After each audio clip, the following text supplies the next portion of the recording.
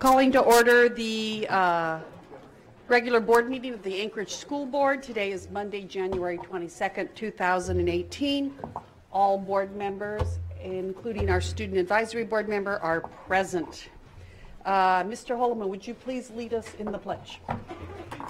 I pledge allegiance to the flag of the United States of America and to the republic for which it stands, one nation, under God, indivisible, with liberty and justice for all.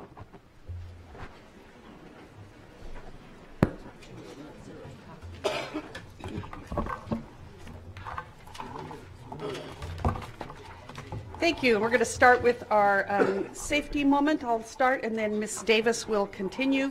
Thank you for being here tonight. In line with our Destination 2020 goal addressing safety and security, we share the following information. Restrooms are located at the far end of the hall directly across the atrium. An AED is located across the hall in a white box, and a first aid kit is mounted to the wall by the second exit. We do not conduct evacuation drills during our meetings, so if an alarm sounds or an alert is announced, this is the real thing. Please begin to take safe action immediately. In the event we have to evacuate this building, there are 4 exit doors on your right, and all have lit exit signs over them. Once you enter the atrium, proceed quickly along the safest route to a door leading out of the building. If you do not have a vehicle here or it's unsafe to enter your vehicle and you need a place to wait, we've designated the parking lot next to the gas station as our rally point. If you see something that is dangerous, we encourage you to speak up and clearly alert the room of the danger you see. We encourage everyone to quickly begin to take safe action. Information will be provided throughout the event as available so everyone can best decide the safest action to take given the current situation. And for our monthly safety topic, Ms. Davis. Avoid the flu. Can you put the mic right to your mouth? Put the mic right up to your mouth. Well, it's good. We need to try to avoid the flu. Flu spreads through droplets when people sneeze or cough, and on surface, people are contagious one day before symptoms appear, and up to a week after they appear. When you don't feel well, it's best to take care of yourself and coworkers by staying home. Don't go back to work or to school for at least 24 hours after a fever. Get the flu shot or the nasal spray annually. Avoid being around sick people if possible. Wash your hands frequently with soap and water or use hand sanitizer. Cover your mouth when coughing or sneezing, preferably with the inside of your arms and not your hands. Avoid touching your face. Disinfect surfaces that may be contaminated. If symptoms persist, you should see your doctor. Consult your doctor. Thank you, Ms. Davis. And for our Koyana, we have Ms. Snelling. All right. Koyana, a central Yupik word for thank you, is also the name of our site-based award of appreciation. Awards can be given to any employee or volunteer in recognition of achievement, service, or dedication.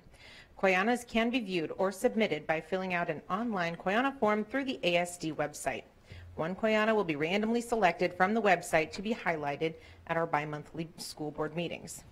Tonight's Koyana goes to Martin Lang at Eagle River High School. He leads staff to create an appropriate learning environment at the school, which is greatly appreciated. And this was submitted by Richard Pogue, a parent. Thank you very much. Opening statement, Ms. Spencer. We want to welcome you to our board meeting and thank you for attending and supporting the work of the Anchorage School District and this board. The board thanks students, parents, teachers, staff, school business partners, and the entire community for your investment in our district with your time, your talent, and your tax dollars. As partners, we will respect your time and make this meeting as effective and efficient as possible. If you are unable to be physically present for the entire meeting, you may choose to tune into the Municipality of Anchorage's Channel 9 or YouTube to watch the live stream. Recordings of meetings are also available through the agenda and board docs and are closed captioned in compliance with Section 508 of the Rehabilitation Act. The primary purpose of the regular business meeting of Anchorage School Board is to recognize excellence, receive reports, and approve policies and contracts, as well as decide on the rules and processes followed by the board to facilitate orderly decision-making. The role is to govern, not to solve management issues. My name is Kaylee Spencer, and I'm the student representative to the board. I was elected to serve through the ASD Student Advisory Board. Although my votes are only advisory, I offer a student voice to this body. Thank you. So I'll take a motion to approve the agenda. Motion to approve agenda. Second. Been moved and seconded. Is there any dissension? Agenda is approved. We move to public testimony on non-agenda and non-action items, and I'm going to my sign-up sheet here. And the board welcomes public comments on agenda items, both action and non-action, as well as in general. We value public comment as it both ensures that we remain aware of public thoughts, ideas, and concerns, and it informs our decision-making process. We have a table front and center with 2 seats and microphones available for testimony when I call your name. You will have 3 minutes to testify, and you may begin speaking when the timer appears on the screen to your left and begins the countdown. When you have 30 seconds left, the number will turn yellow. When the timer reaches 0, please finish your sentence. Additionally, it's not our practice that board members answer questions or engage in discussion with members of the public. This is your time to speak and our time to listen. The board will consider all information shared by the public, and when deemed necessary, issues raised in testimony will be referred to the administration for follow-up. So I'd like to call the first 2 people up. So we have 1 speaking and 1 on deck to speak, and that would be Royce Rock and Elaine Daw, please. And I don't see Royce, so I'll go to Carly Calais. There she is. Okay. Go ahead, Ms. Daw. As soon as you see the timer. There you go. I understand that our district is facing a serious budget shortfall, and employees are being asked to do more with less again. I have 20 years experience as a full-time educator. Based on that experience, I have 7 suggestions for how teachers can do more with less. We can do more with less students in the classroom. 30-plus primary children is more than we need. Please feel free to reduce the number of students in classes to not more than 24. We can do more with less demands on our planning time. 4 hours a week to plan lessons, prepare materials, individualize instruction for our unique learners, assess student learning, collaborate with colleagues, conference with parents, grade papers, satisfy mandatory trainings, and engage in professional development would go so much further if teachers determined how to use that time. We can do more with less curriculum. Right now, the curriculum demands exceed the number of hours in a typical student contact day. The highly structured, extremely scripted curriculum denies students time for thinking and exploring more deeply. On November 10th, we spent a full day learning about adverse childhood experiences and trauma. We were encouraged to engage in trauma-informed practices. But what if the curriculum is traumatizing our students? How do I reconcile what I know is developmentally appropriate, trauma-informed practice with the demands of traumatizing, developmentally inappropriate curriculum? We can do more with less new curricula. It seems odd to me that ASD spent millions of dollars on a new language arts program for K through 2 and now has to hire a consultant to restructure a significant portion of it. The really weird thing is the new curriculum's bibliography for support texts lists unengaging, outdated, and many out-of-print titles. This is the improvement that you want to inflict on 3rd through 5th graders next year? We can do more with less standardized assessments. Our children are more complex than what is represented by these numbers. Trust your teachers to know how to evaluate their children and make a plan for their growth. And trust your principals to manage the rare teacher who is not meeting that expectation. We can do more with less highly trained super subs who are strangers to our youngest children coming into our building to conduct Ames-Webb's assessments. Think of the money saved if our teachers were trusted and as highly trained as the substitutes. The December 20th Inside ASD put an interesting spin on this. We're to believe that this SWAT team of super subs were hired to give time back to classroom teachers. We can do more with less data mining. Ronald Harry Coase, an economics Nobel laureate, once said, "If you torture the data long enough, it will confess anything." Haven't we tortured the data, our students and our teachers, long enough? Isn't it time to let go of the notion that standardized tests and data can measure non-standardized children? I've just made 7 suggestions for how teachers can do more with less. Only 1 would cost money, and 5 would actually save the district money. I will ask a question that was not on the recent survey sent out to our community. How can the administration do more with less? Thank you. The next person, David Neese, would you like to take the seat?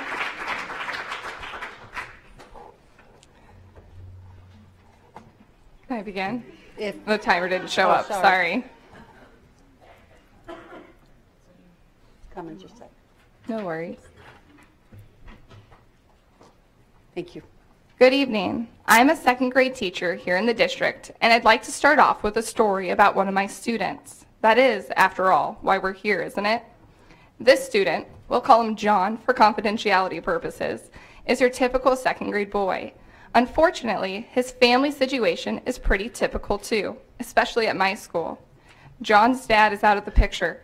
Mom works evenings and often sleeps throughout the day, leaving John to care for himself and his younger sisters. Keep in mind that John is only 8 years old. Because of his situation, John arrives to school tardy, almost daily. When I say tardy, I really mean he arrives around lunchtime. In a conversation with John, I learned that he could decide to not come to school at all. His mom isn't the one sending him to school. She's still sleeping. So, out of curiosity, I asked him, "Why do you come to school when you could stay at home all day and play?" His answer wasn't because I'm the greatest teacher ever.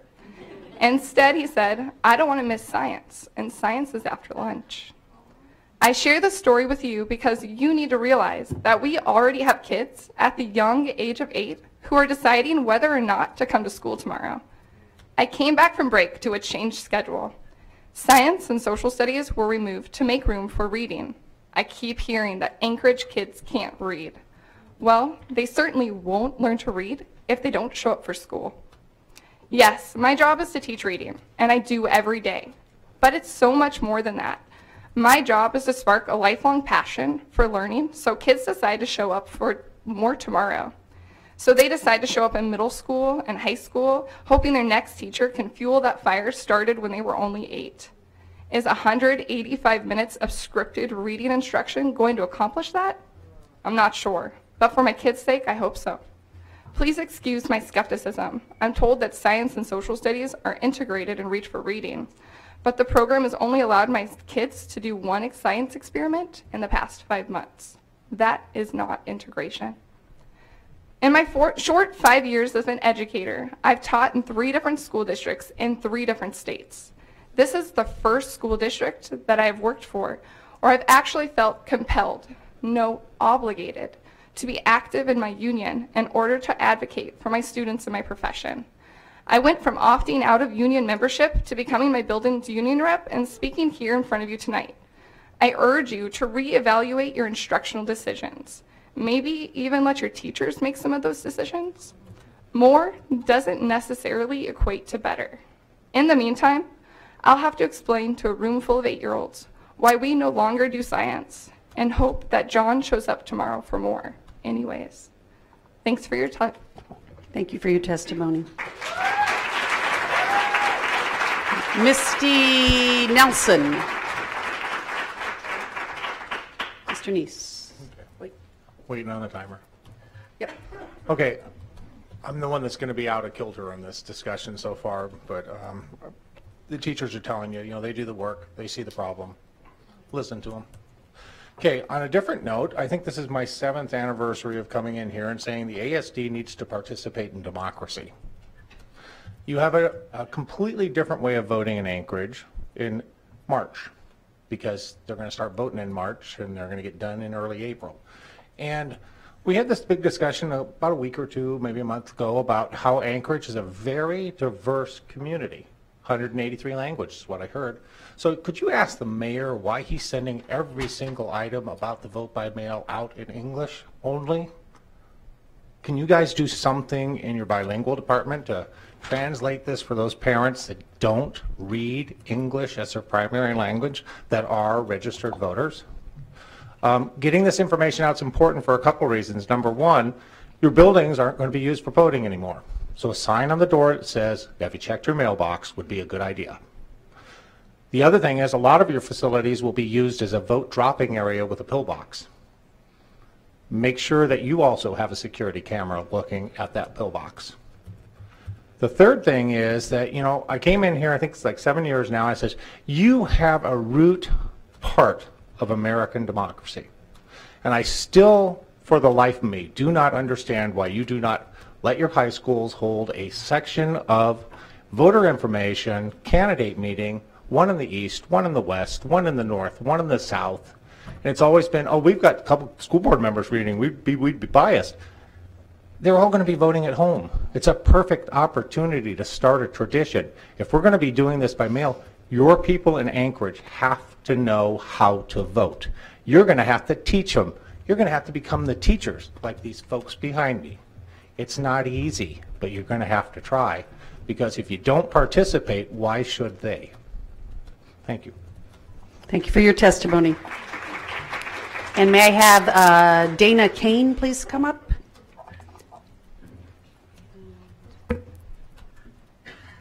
Misty, you may begin. Thank you. Misty Nelson. I'm going to start with saying I think I have one of the greatest jobs in the world. From a young age, I wanted to teach. I knew I wanted to teach. My sister's actually in the room. I'm not pointing her out. But she also teaches 4th grade here in the district. And we would fight over who got to be the teacher when we would play school. And here we get to both do what we love now. So something that has been resonating with me is that I've been to all but one school board meeting this school year so far. And I haven't met the majority of the board. That speaks volumes to me. Because I know that we have over 3,000 members and teachers, educators, counselors, so you can't, you won't meet everyone, but I'm here every board meeting, and I come early and I stay till the end. Sometimes there's 2 of us, but I'm here. It's the greatest opportunity to know what's going on in the classrooms. Misty, how was your day? What was the most challenging part? What was the funniest thing a kid said today? Why do you teach? Why did you want to teach? I believe so much in the power of relationships and connections. It's part of what we ask for with ASD with our SEL infusion. I think best practices, you just do that anyway, right? I spoke before and said kids don't care how much you know until they know how much you care, and I stand by that, and I feel like teachers are wanting that from the board as well. I've had the pleasure of working with several people to the left side of this room on committees. One was a principal at my high school. I did not get sent to his office, but it's been a pleasure to work in collaboration with so many people and behind me. But I think people are wanting to be heard and known, like know your teachers and know your students. And I think there needs to be more focus on that. We ask for that of our teachers and our students. And in the fall, at one of the board meetings, a community member was here to speak about the bus barn, and they got up here and they thought, what the heck? They said something about, what the heck is going on here? You guys need to communicate. I recall this. And then right before winter break, Mr. Kleinmeyer spoke, and he said, you know, there are other ways to show value to your teachers. It's not just with the money, but giving us your time, coming in and seeing our hearts and why we get up every day, why we stay to the end, and why we go back every day to do it, and why we have the stories that we have. I could not make academic growth with some of my kids if I did not have the relationships that I have built with them. They're tremendous, and they mean the world. We had a guest in our school today with the Northern Journeys grant, and he said, you've got a great, strong classroom community in here. And that meant the world to me, because he saw something that I don't know how many people up here would see if they walked in, just because I don't know how in touch we are. So I'm going to end there, but my plea is relationships. We need to move forward somehow. Thanks. Thank you for your testimony. And Kelsey Girk. Kelsey? Okay, yes. Dana. Good evening. Thank you so much for this opportunity. I really appreciate this time. As an educator, a primary educator at that, I am truly humbled by the job that I do. Educators shape the next generation. We help build a child's foundation for learning. We see the whole child. In my class, I have some homeless students, some students whose parents have passed away this year, many who don't even know if they'll have food when they get home. But you know what? We take them all. We love them. We nurture them, and we teach them. The list that we do is truly endless as we go above and beyond just teaching them. This year, my principal instituted book studies. My group is reading Teach Like a Pirate by Dave Burgess.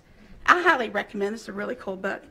He perfectly describes teachers and educators, and I'd like to read a little bit from you.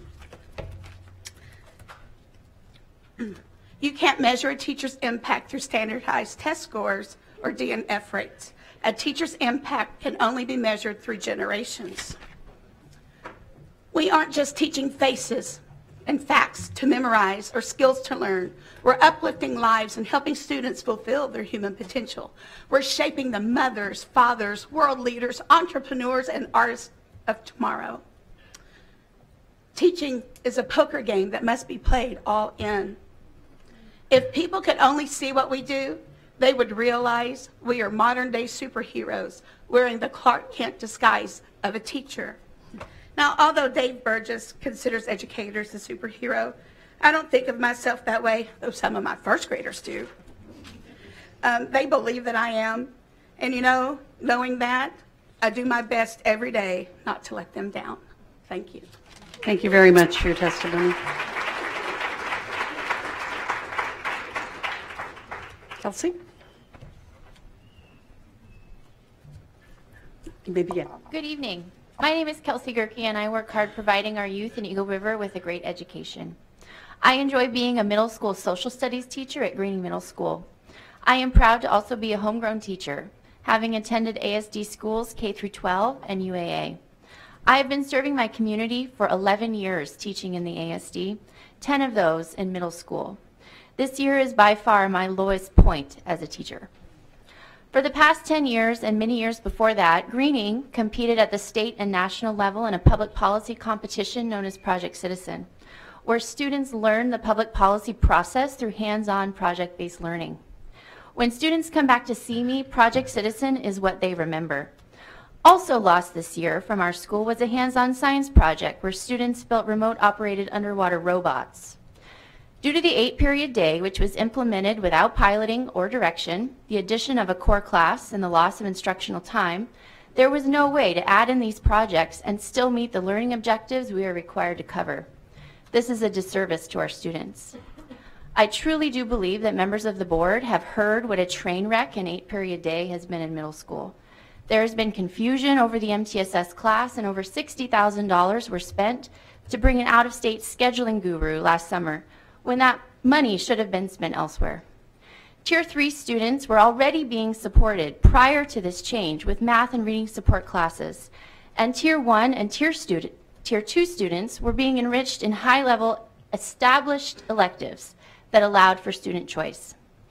In education, when a student makes a mistake, we strive to teach them to acknowledge their mistake, apologize, and work towards a solution. I ask this board to do the same. It would go a long ways if this mistake was acknowledged and an apology issued. As for how to fix it, I'm here to advocate moving to a 6-period day in which a teacher teaches 5 classes at the middle school level. Everyone has seen the writing on the wall, and most middle school teachers see that the middle school model will no longer be supported by this administration or district. Teaming is what is best for students, but it does cost more money. Therefore, a 6-period day with 1 planning period should be implemented at mid-level. This would allow for equity between teaching levels at middle school and high school. This wastes the fewest minutes per day in passing time. This allows for adequate minutes to meet requirements for Inside C, actually allowing some Tier 3 students to regain an elective class. By adding back 65 to 70 minutes of instructional time per week, Project Citizen and ROV now become realistic again to implement. It also equals the time given to high school classes, instruction for Tier 1 students who take advanced math classes. With a 5 of 6 schedule, Tier 1 and Tier 3 needs are met without disrupting all student schedules. I thank you for your time and invite you to contact me for follow-up conversations, and I hope that a decision will be best made for what is best for students. Thank you for your testimony. Okay, we have 2 speakers signed up to be heard on the ASD budget, Tom Claymire and Valerie Eckberg-Brown. If you'd like to come to this table.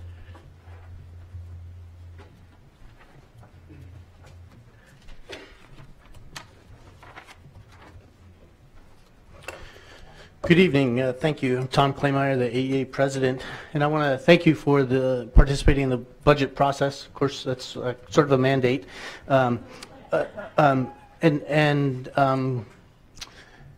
that I don't envy you in having to make those tough decisions, but I think we put ourselves in a box of being sort of forced to make those tough decisions.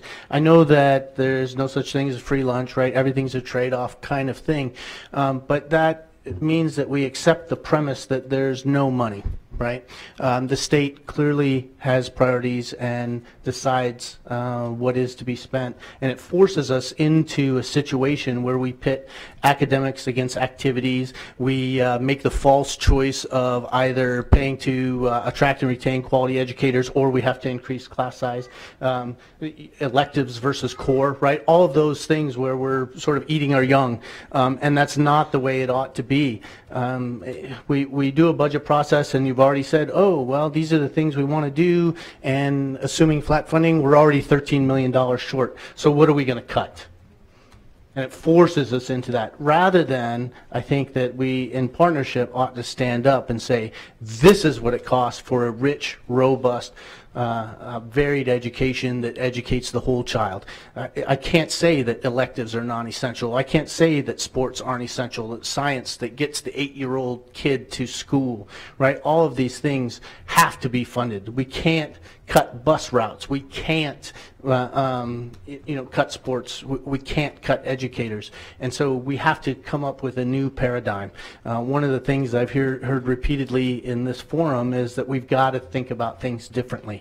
And rather than acquiesce to what I think is criminal negligence by the state legislature and not fully funding education, to automatically say that we're going to cut, and what is it that's okay to cut? What is it that we can hold our nose to and cut? I think that makes us complicit in that process, and rather than doing that, we need to stand up. And even if the number is higher than our current level of funding to say this is what our kids deserve, this is what they need, and we're going to provide it for them. So thank you very much. Thank you for your testimony.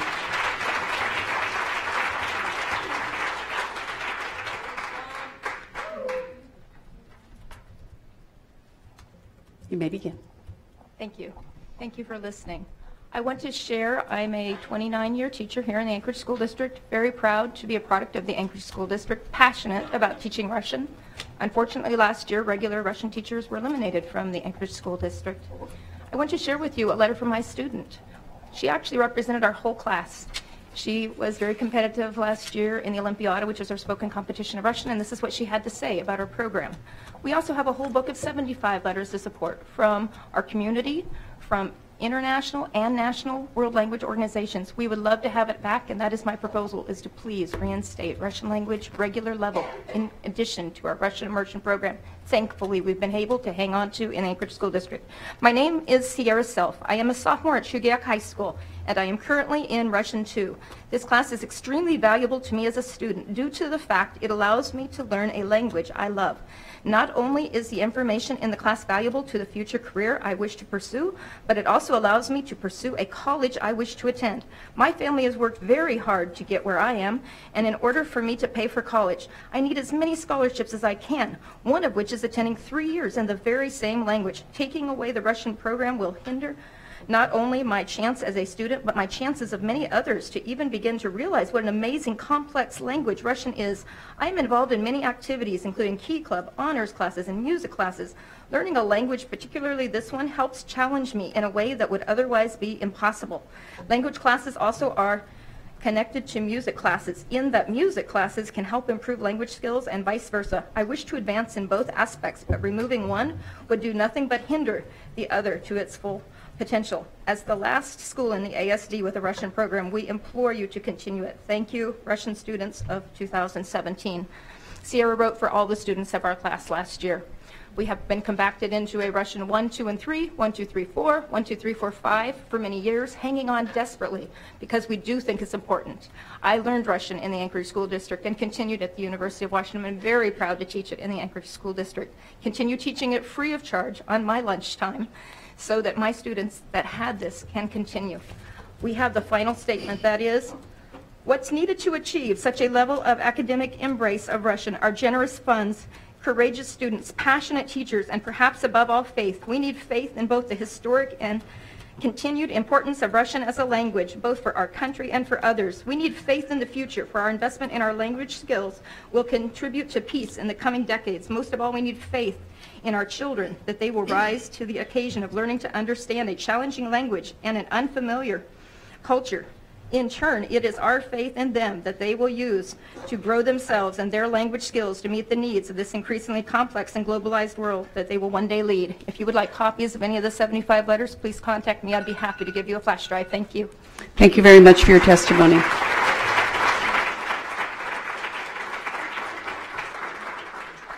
Are there any other speakers on the ASD budget? You'd like to come forward, please?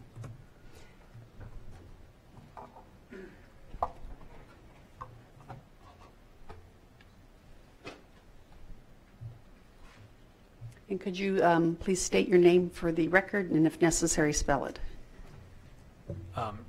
Yeah, sorry, I'm a little nervous. My name is Owen Alla, last name A-L-A. A-L-A, okay. Yeah, and I'm just a parent of 3 kids in the Anchorage School District. I wanted to come just say a few words about something I feel very passionately about. The Anchorage School District maintains 2 programs for mentally gifted students. One is called the Ignite program. It's in all elementary schools. The other is the Highly Gifted program, which is at Rogers Park. For a lot of reasons, these programs do more harm than good. They do not accomplish their goals, and they serve to segregate and brand students at an early age. As a result, tens of thousands of Anchorage students who are already performing above grade level are being channeled into education and ultimately career paths that are below their abilities.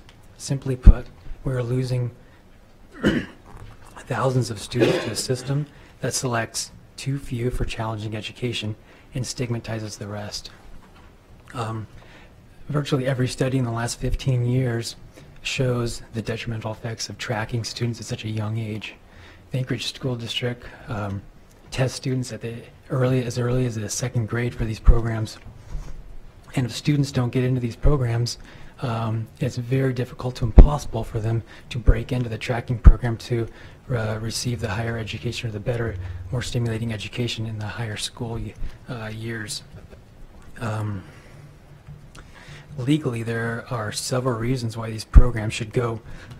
For example, Article 1, Section 1 of the Alaska Constitution says all persons are equal and entitled to equal rights and opportunities and protection under the law. It would be hard to imagine how one of the thousands of Anchorage School District students who are already performing above grade level but who are not selected for these gifted programs might be able to claim that they're being treated differently and ultimately unfairly. Also, the due process portion of the United States Constitution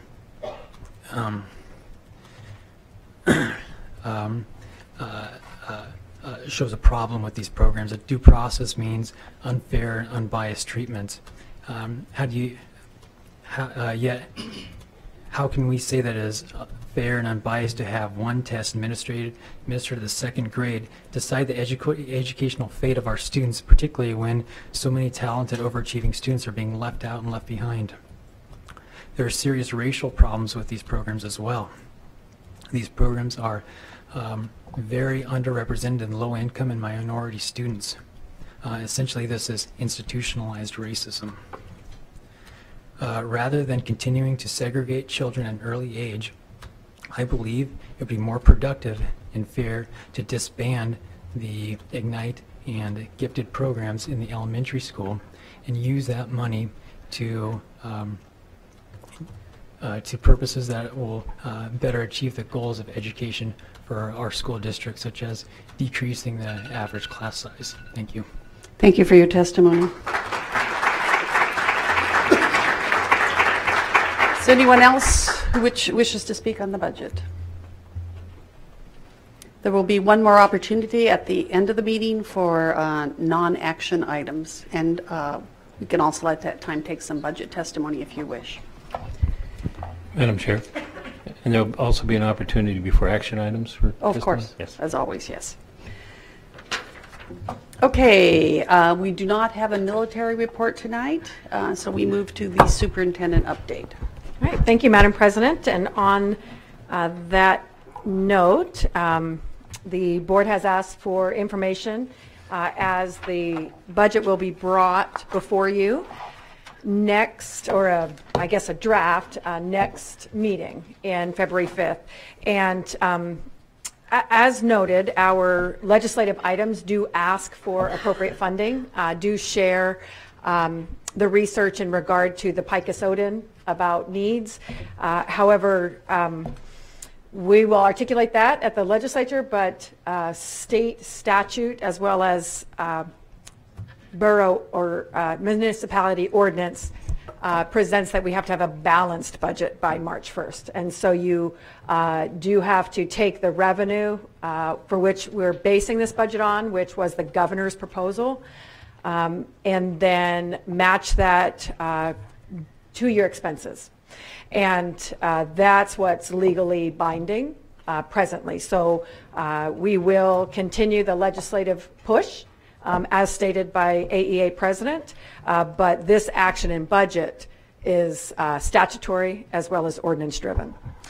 This is just the development portion, and I did ask our CFO and his numbers guy, Andy Ratliff, who can do any pivot table you ask, to come forward just to present this alongside of me. And this is not a budget that says this is what we have and how we're moving forward. This is really presenting the different parts of what make ASD ASD, and what we can do given the feedback on our survey, as well as the feedback in board meetings, as well as the discussions that the board members have had with each other, with administration, with the community and piece those together about what are the wishes to move us forward.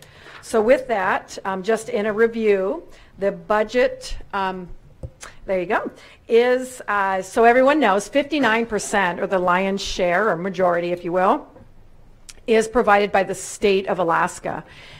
Interestingly enough, that number used to be a little higher, but the changes in the BSA creates I guess, some stopgaps in regard to the percentages that locally we can receive as well. So the municipality of Anchorage, taxpayers, if you will, our property tax is 38% of our operations, and then 3% comes from the federal government. And those are in E-rate, Medicaid, many of our JROTC programs, as well as special services, IDEA, things like that. So 3% of our total budget comes by federal revenue, but those items are, if you want to use a term, they are tied to strings. So they represent the funds that can only be certain expenditures.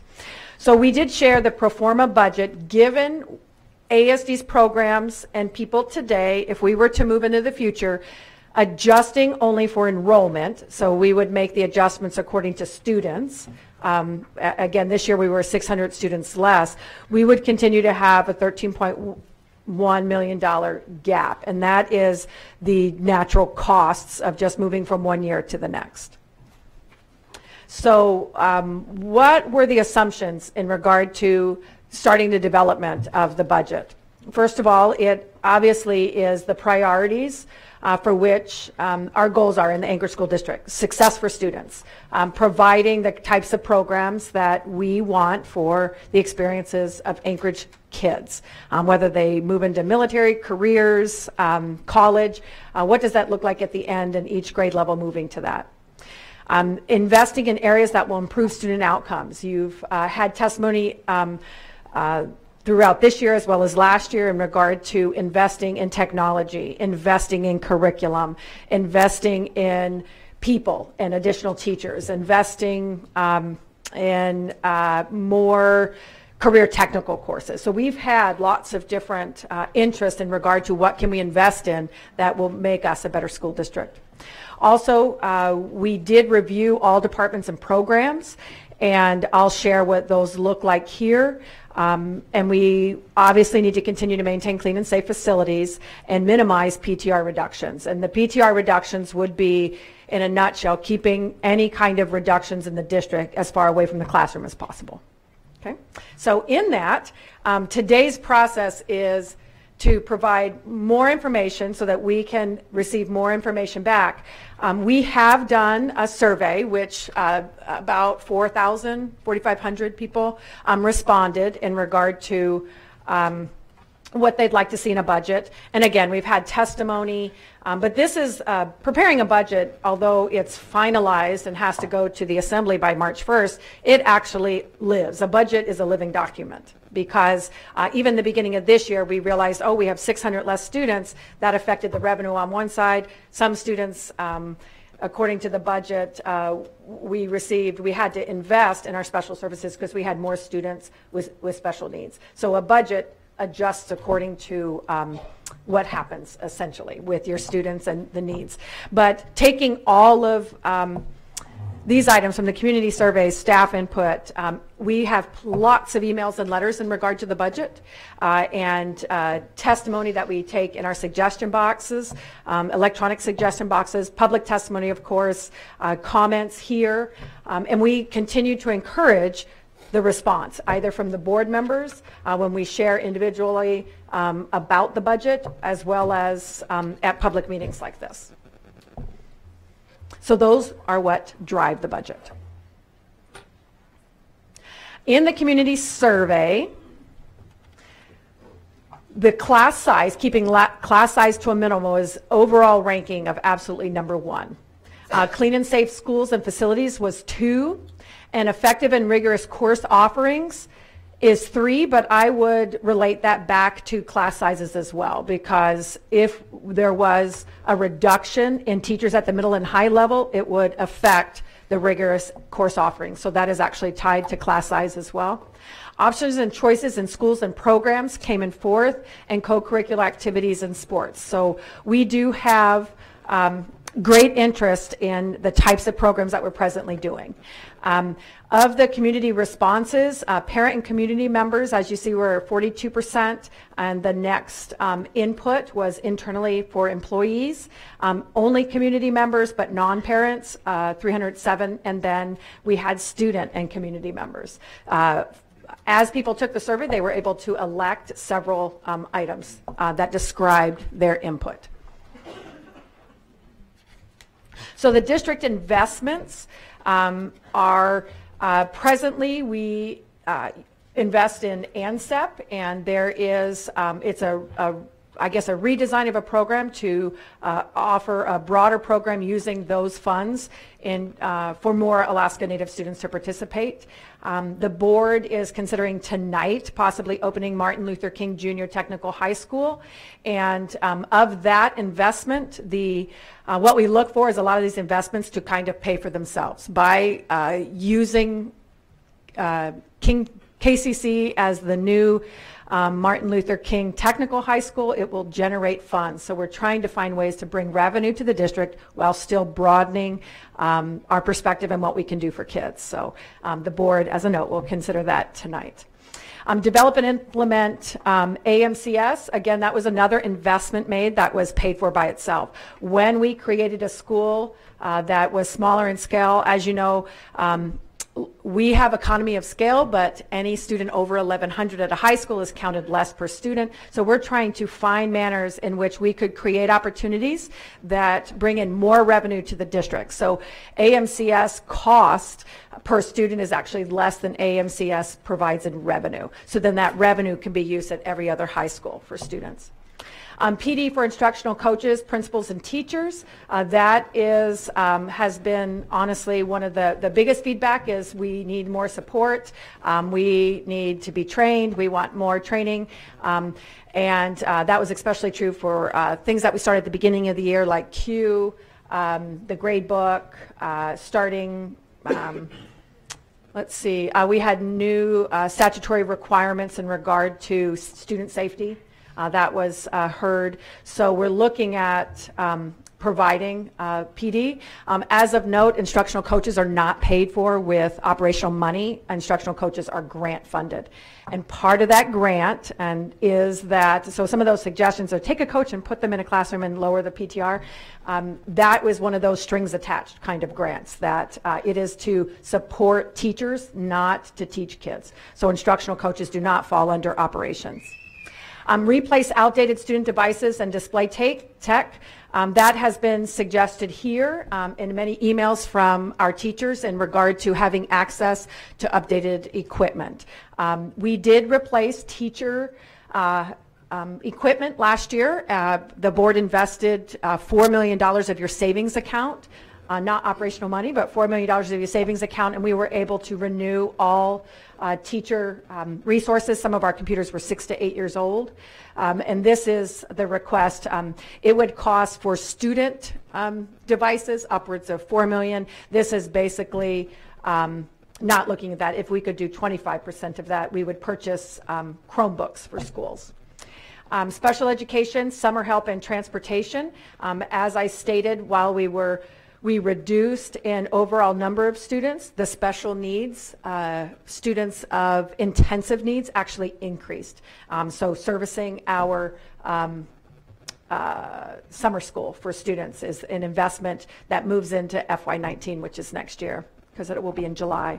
Continue positive behavioral supports, figuring how do we support kids, how do we support teachers in schools to do the work that they do every day, because the kids, there was a teacher here that said we take them all, that we just love all our babies and they come to us, but they come to us with different needs. So how can we scaffold that to support them? Implement the K through 5 ELA curriculum. The K2 is working through this year. There's been many emails that have come through from teachers that want new curricula as well from 3 through 5. Replace outdated radio, security cameras, and servers. This also was a school-based request. in order for, and that is primarily for safety and security. We did have a classroom vandalism just over Christmas, but in addition, those folks that work on safety at schools need renewal of radios. So that was a capital ask, not necessarily operations. And then maintenance and custodial summer work and summer student hires, and those are for keeping actually the school district's rooms up to date. If we can't do much, but there have been about 5 to 10 classroom updates that we take care of at schools when, as you know, we take care of minor maintenance. That's our work, and major maintenance is anything over 50 grand, and it is difficult for us to pass a bond to do whole school carpeting. It doesn't seem like our voters want that, yet there is a need. And so carpets in teachers' classrooms, schools, libraries, things like that are assessed using a matrix, and any one that is found unsafe, we put funds to it. It's pretty minimal. I think about 5 to 10 classrooms we do a year, but that's part of the investment in schools. So those were just some of the work, if you will, that's under the performance, graduation, attendance, recommendation, safety, and efficiency of the board's 2020 goals. I believe they were established in 2011, 2012, and it is next year will be 2019, so it'll be 18-19 school year. And so we'll take a look at those outcomes. So areas that we examined for budget reduction, taking what we knew from the survey as well as the discussions that happen all year long.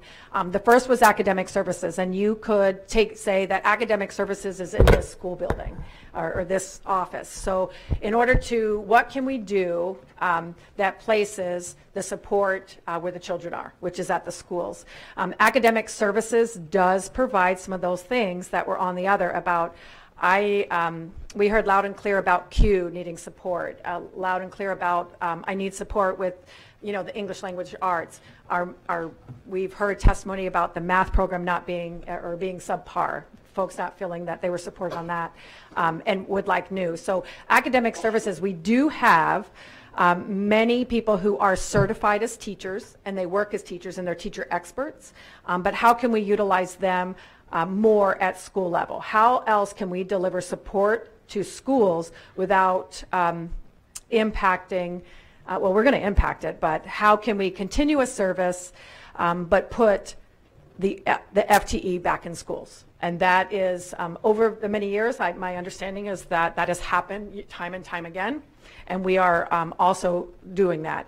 With that same venue, we want to look at what are we going to take off the table. So if we know that we are going to operate with fewer staff in schools, fewer teachers in schools, fewer people here, what is it that we say we can no longer do? What is it that we don't do? And that's one of the things I think in the, basically if the president of the union mentioned, articulated that if we want schools, this is the money that is going to take to do it. And so if that doesn't come to fruition, I think that the next thing is then we have to technically lower some expectations of what we've been doing all the time, because we are operating with fewer and fewer people. District-wide programs are some of those that were mentioned. Those are district-wide programs that might be administrated out of this building, but the folks are located at schools. So any kind of a district-wide program we would just look at to say, is there a different way to offer maybe that pull-out program so that we can put money back into the classroom to keep the PTR lower? So we're thinking, if this is the 21st century, how is it that we can offer maybe more integrated coursework, maybe more integrated science, more integrated gifted, we heard from someone tonight. How are those then offered within the classroom or other opportunities? It would just simply look different, because if we can't keep doing the same things with less people, asking them to do the same. Support services are those outside of schools. Those would be, or outside of the educational or instructional program. So academic services, consider this building, but folks who can, that do have certificates, and really administrators as well, who have certificates that actually could work as in teaching classrooms as well. District-wide programs are those programs that are administered district-wide, but employees are located in schools. And then support services, think about them as anything that IT does, that gym does, anything outside the instructional program. How do we look at that? We looked at how we clean schools and how often we clean them. Could we have a different service model for anything that would have to do with the flu or germs we would clean, but what if we vacuumed every other day? What if we, so we are literally thinking, what would it look like if we had fewer support services to schools? Could that look different? And so we challenged those folks that are in these areas to think about some ideas about how do we deliver differently and what would that look like. Any other options or just ideas that came through, just that were kind of one-offs or just a singleton. And then finally, which has been happening, I think, in almost every district over time, is the majority of staff is in schools. So generally, when it comes to the end, it's the PTR, about the pupil-teacher ratio. However, over time, we have adjusted the PTR. It has, there's more students in classes now than there were 5 years ago. But at the same time, not all academic services, district-wide programs, and support services had been adjusted as well. So we want to see what is that balance in regard to what our districts looks like, and what are the expectations of the community, of our employees, of the board, for which we create a budget that takes a look at all of these things. What can we do differently? What do we not do at all? And what do we absolutely want to continue to do?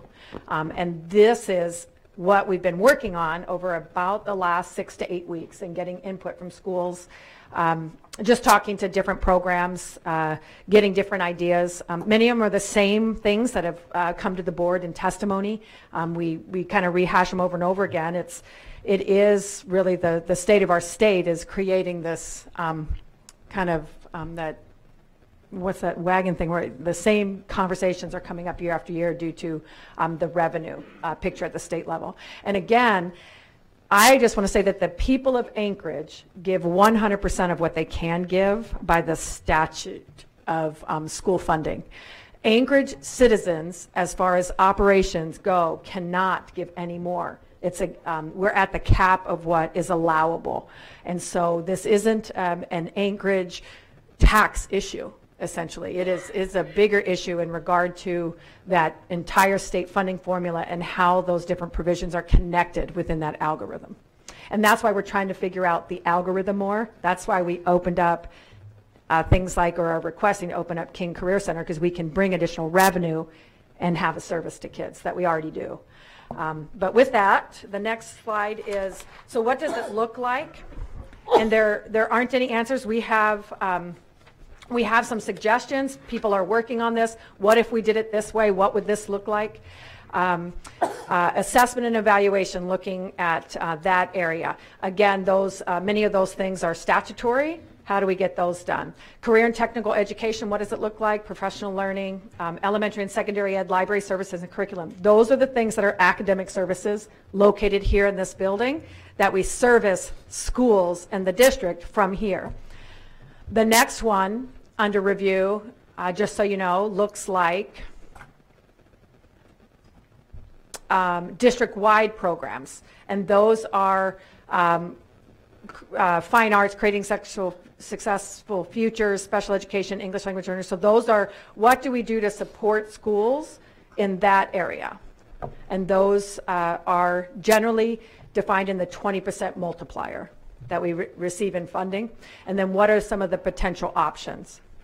Because while in some of those areas, while PTR in classrooms has become smaller, some of these areas have grown. So we want to see what is the balance there.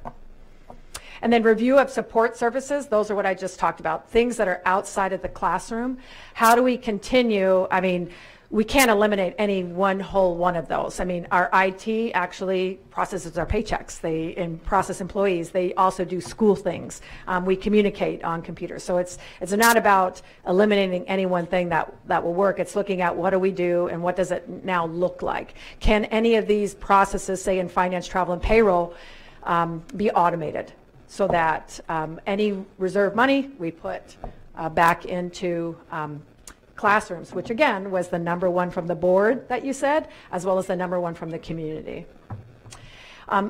We've also reviewed at other options. We've talked about non-union employee group furloughs, reduced number of work days, on-site registration, fund balance, reduce the number of activities.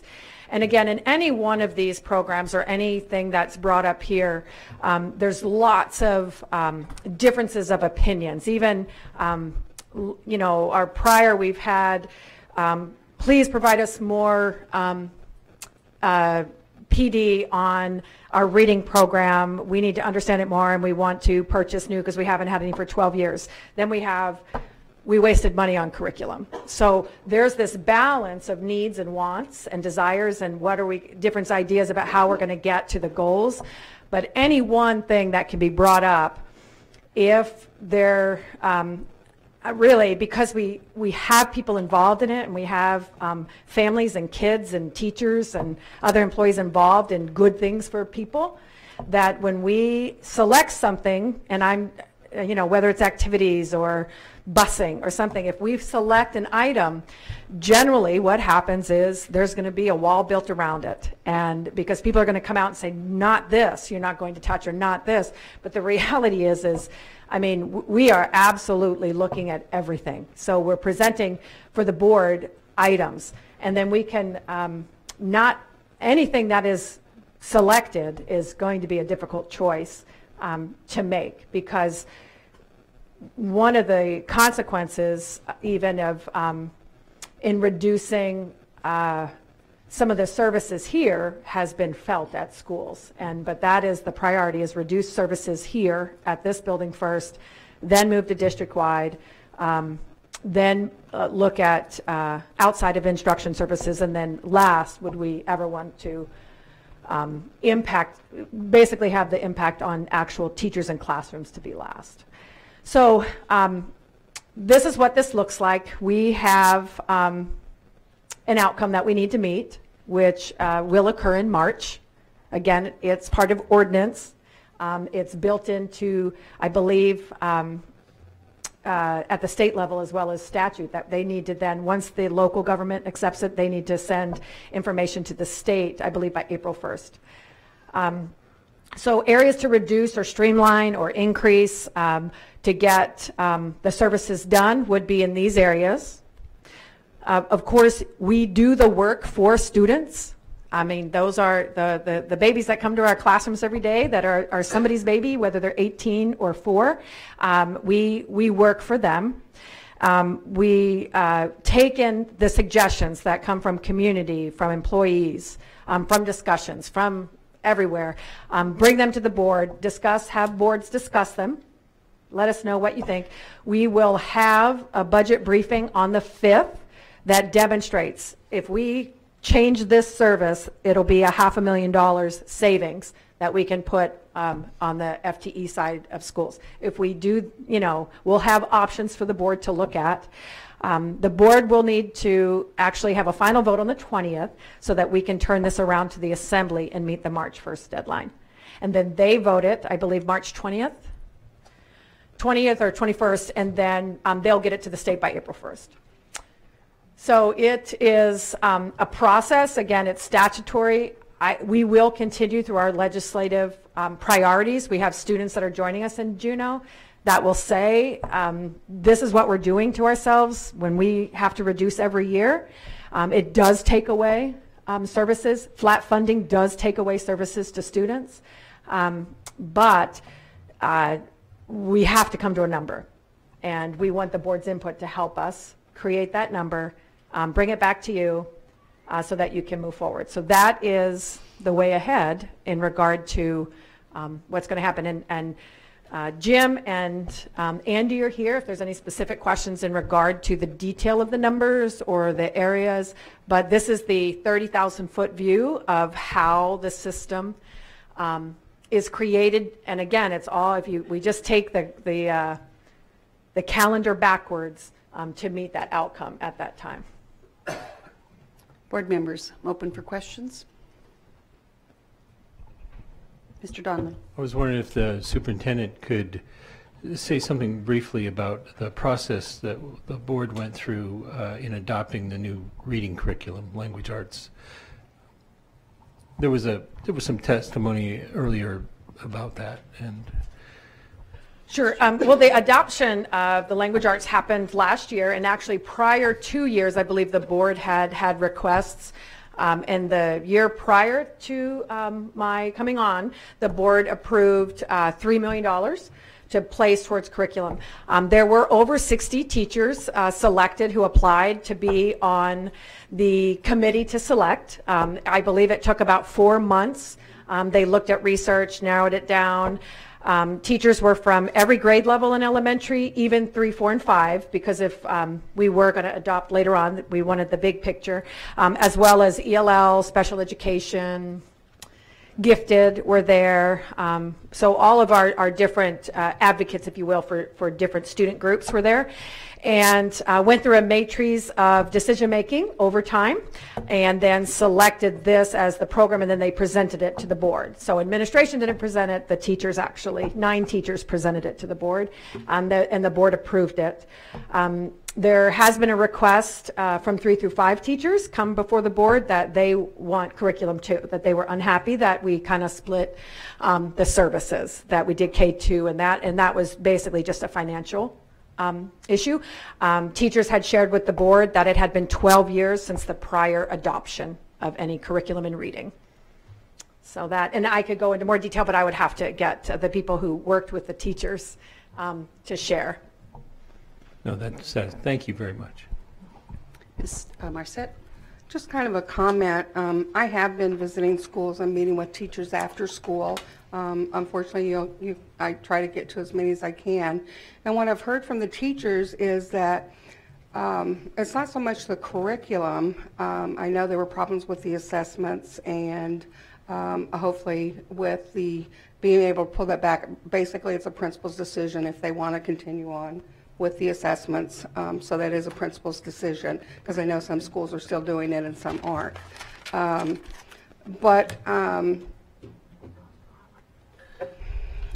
do know that when we looked at this curriculum, the first group was very narrow. There wasn't a lot of diversity, that sort of thing. And I know that Dr. Paramo took a look. Dr. Bishop. I was Paramo at the time. I know. So that's okay. Took a look at that and said, no, this isn't going to work, and that's how it got to be 60, so that we could diversify it. We could bring more teachers in from different schools.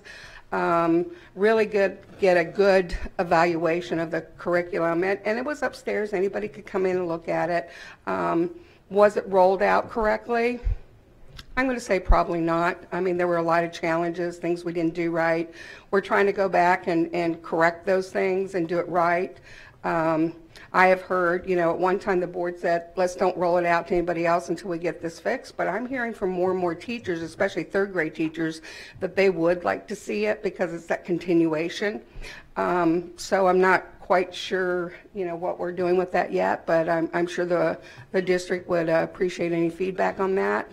And I'm looking for your question. I said I didn't have a question, it was a comment. Okay. Yeah, so it's a comment. Okay. I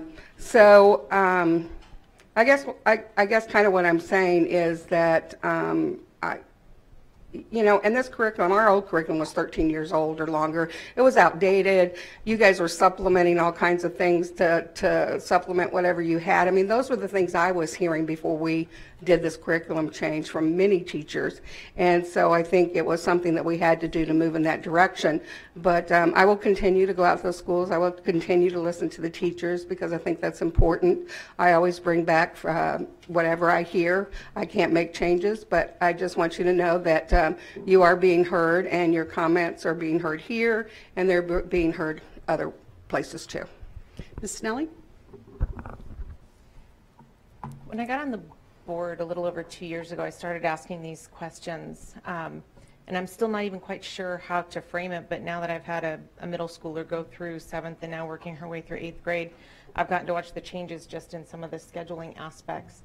And so I guess what I'm looking for is the financial cost to our budget, as well as the pros and cons and the cost to kids for 5 of 6, 6 of 7, 5 of 7, 5 of 8. I don't know where to go in that, but just to try and figure out what is going on at the middle school level, and maybe different approaches on how to look at that middle level to see, because the changes I've seen in 1 year have been really, really tough. And so taking a really good hard look at that and seeing what that might look like in a different version than it currently sits.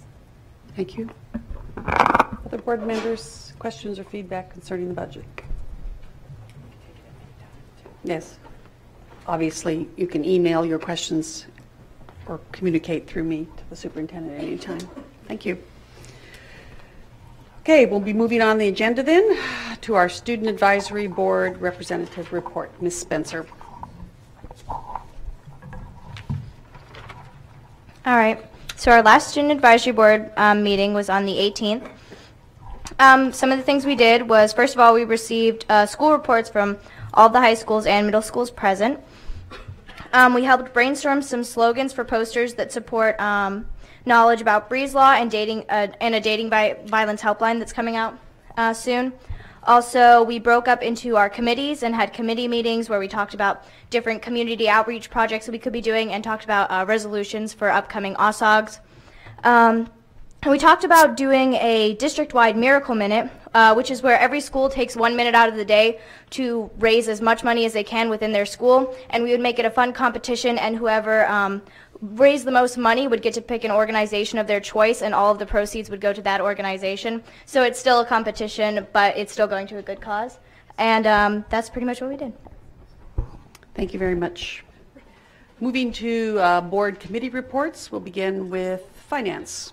Ms. Snelling. All right, Finance Committee met today, and our topics were just going over the community budget survey, the budget development process, the fund balance projection. We got an update on the CAFR status, and we are looking forward to hopefully having that wrapped up and holding a meeting on February 5th from 2:30 to 3:30. Thank you very much. Governance, Ms. Plunkett. We have not met since the last meeting, but we do have the full AASB policy that's coming forward today. It's been a great work in progress, but that's basically what it is it's our starting work in progress. And from this point here, though, we've done some administrative regulations, but we will start working on some of those and reviewing those next.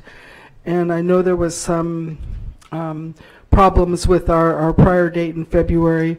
So the date that I'm looking at, and I didn't get a chance to talk to you, Andy, but Starr was okay with, is March 7th is when we'll look at meeting next, because the week after would be spring break, so would not work real well.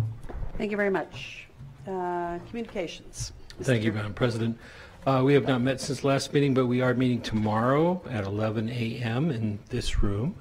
First on the agenda is the welcoming Anchorage resolution and refining that. And there's we're also going to talk about our next community council update.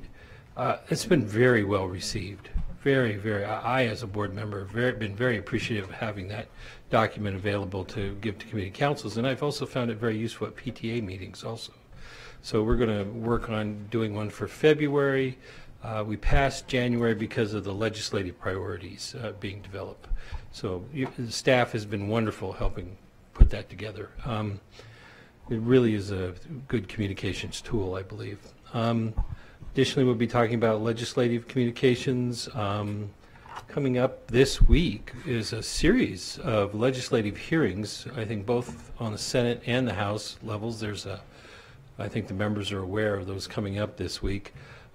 regarding two bills, which are both priorities for us, actually on our priority list, including early funding of education legislation, which is really exciting. And to be this early in the session is really a wonderful start, at least. So that's very encouraging to avoid the situation the district was put in last year, and districts all over the state with not having a budget established, so that by state law we were forced to issue pink slips that we never wanted to issue. So hopefully that legislation has got some serious support. I wanted to mention that at the Federation of Community, I just want to talk a little bit about the Federation of Community Councils meeting that I attended. There was a series of questions. As you know, there's some 30 community council presidents sitting around a table. These are real important neighborhood leaders in our community. And they asked a lot of questions about the school board's position in interacting with the legislature.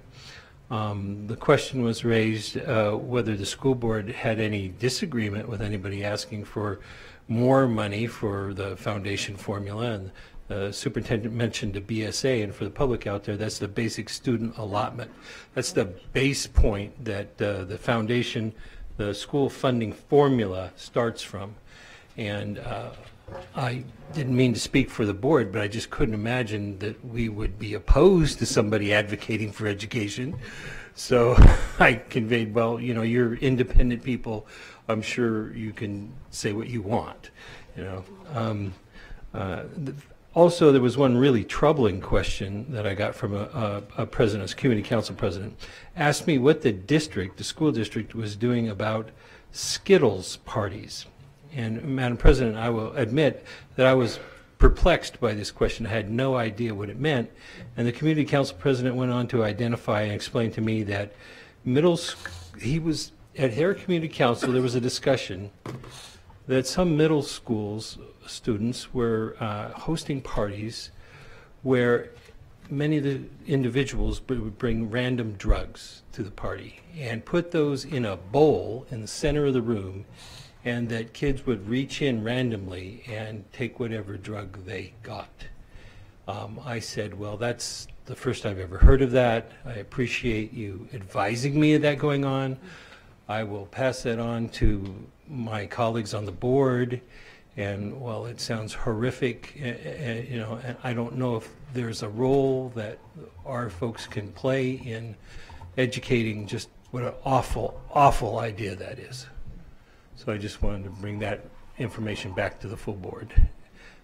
If I told my wife, who's rather active on social media, if you ever see any parent say anything about that, because parents might not know what that meant, like I didn't, to immediately, you know, email or communicate with that parent what that might mean.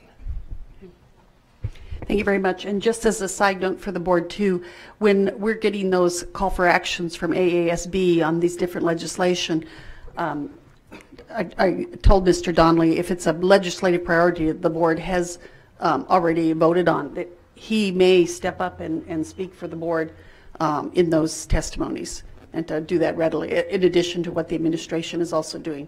Yeah. Ms. Plunkett. So will you also be working on a bond flyer for? Yes, that was item number 4, which I didn't get to, so thank you so much for reminding me. And a nice segue to that is we all had the sign up today for the different community councils and groups, so that we can make sure that every one of them is either visited by ourselves and the staff or by staff members over the next 2 months to get the word out about our various bonds. So I appreciate board members who've signed up to do those, in addition to the other meetings that you're attending frequently on evenings. And I also had a board member to give a report on her Council of Great City Schools trip. And I'll just note for a record that the expenses were paid for by the Council of Great City Schools. Your term on the board runs through this year, is that correct? Yes. Okay.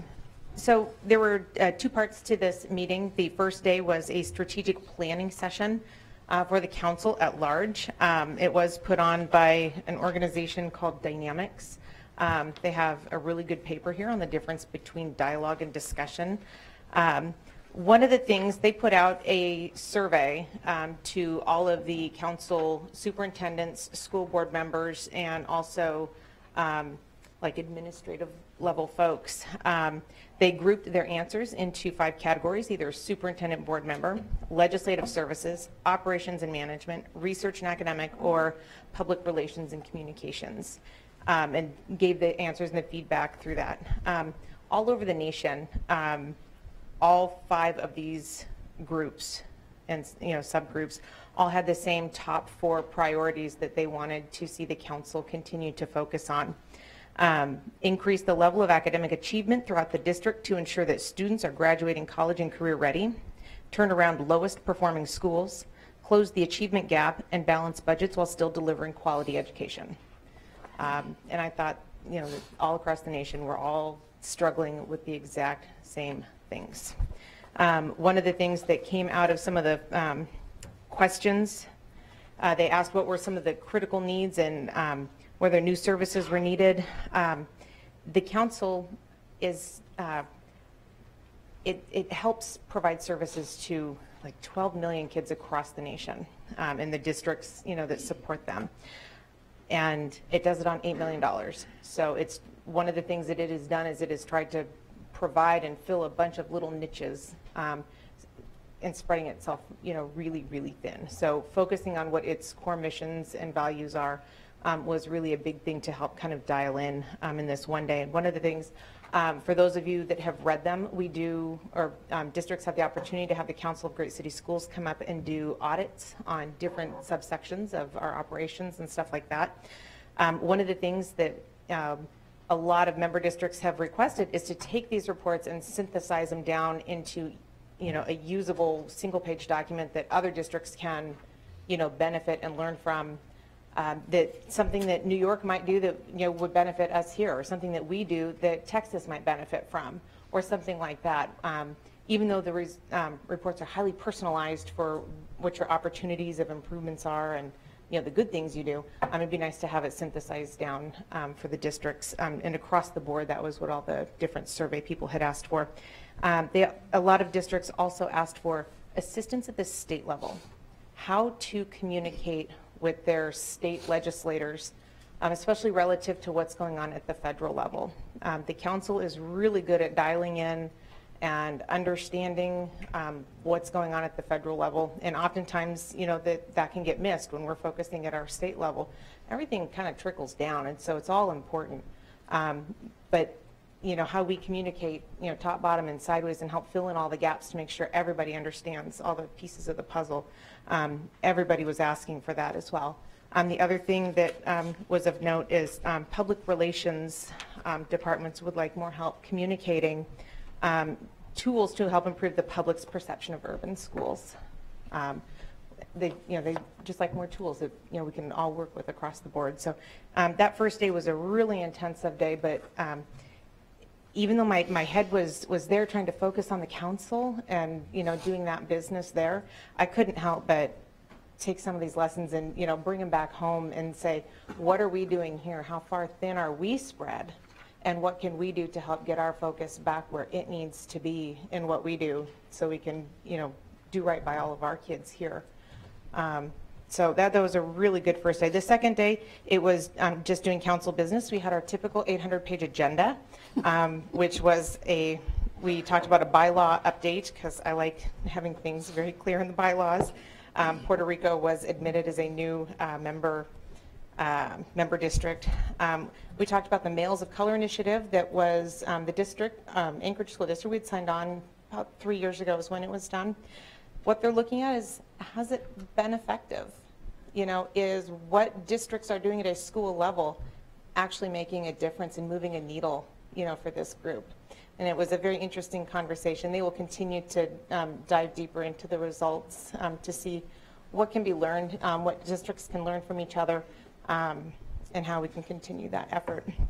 And then still working on, they did their first round of academic KPIs, but they're not quite public yet. And so we're having discussions on how to publish these nationwide results, neighborhood schools versus charter schools, because in the lower 48, so many of the charter schools are outside, of their district umbrellas, and so it's not really accurate, inclusive, apples to apples comparisons. And so we're having discussions on how to put out the good word of what schools are doing, and just make sure it's the right information. And so really, really intensive couple of days. I'm glad to go down, glad that the council supported the executive committee coming down there, and we are looking forward. The executive committee is coming up with 24 people plus staff plus families and stuff like that want to come up in July.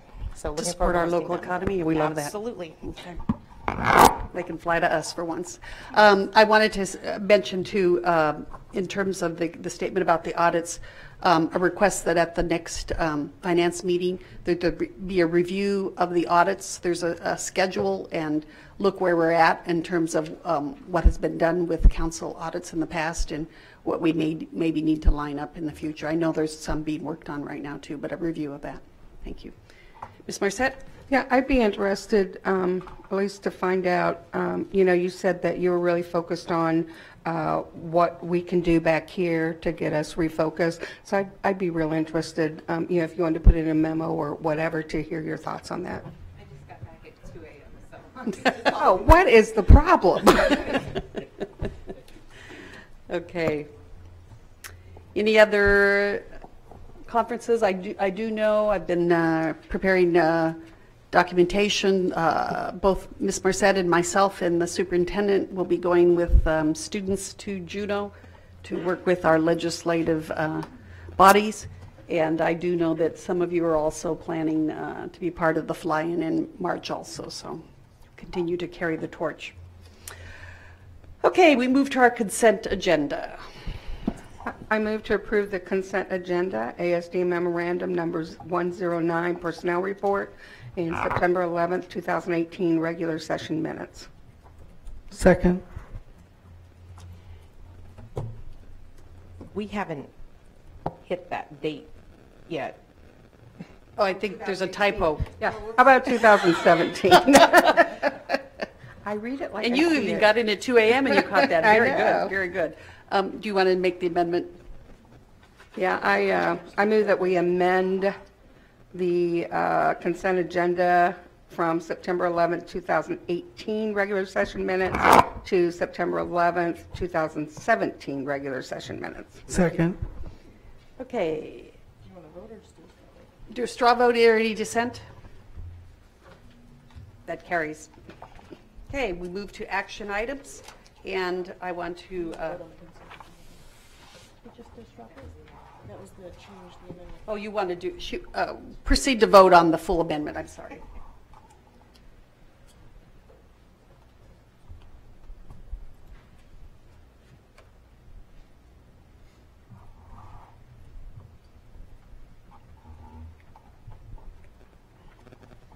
And the motion carries 7 yeas, 0 nay. Now we move to action items. And the procedures for action items are as follows. An action item memo is first introduced by the Vice President, and if seconded by another board member, I'll open the floor for public testimony. If you've signed up in advance or indicate you're interested in providing testimony, I'll call you to the front table to speak. You have 3 minutes to talk, and you'll see a timer on the screen to your left to monitor the time remaining and inform you of when you need to conclude. After all testimony closes, I will open the floor for board discussion, followed by the student board representative vote before finally calling for the official vote. And the voting results will be displayed on the screen.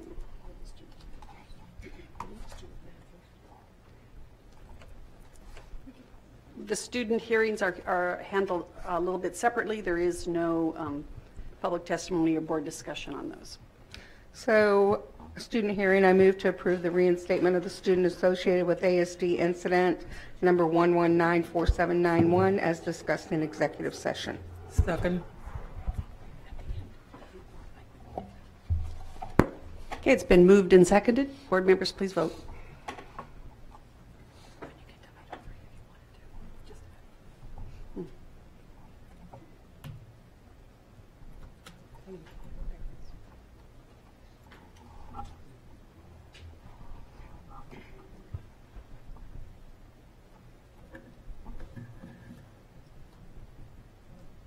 And the motion carries 7 yea, 0 nay.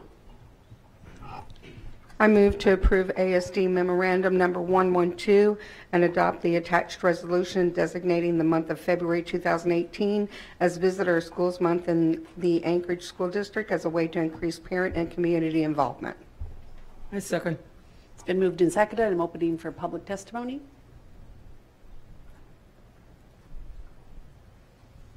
Closing public testimony, opening board discussion. I do have a note here.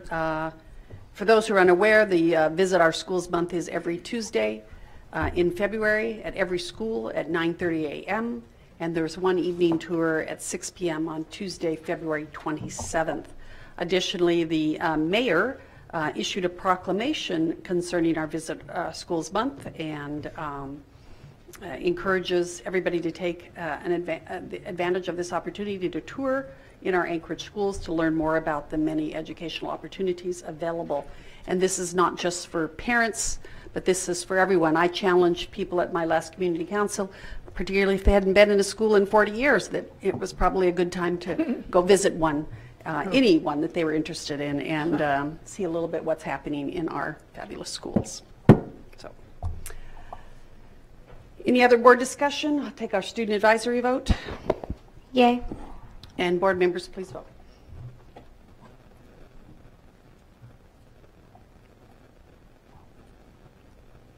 Motion carries 7 yea, 0 nay.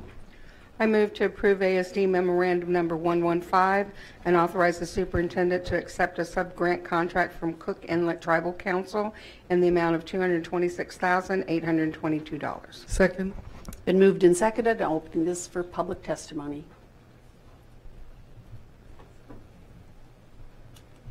Closing public testimony. Board discussion is now open.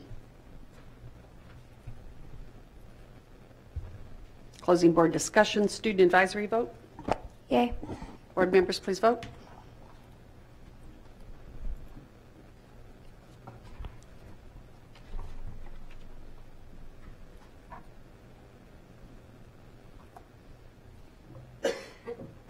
Motion carries 7 yea, 0 nay.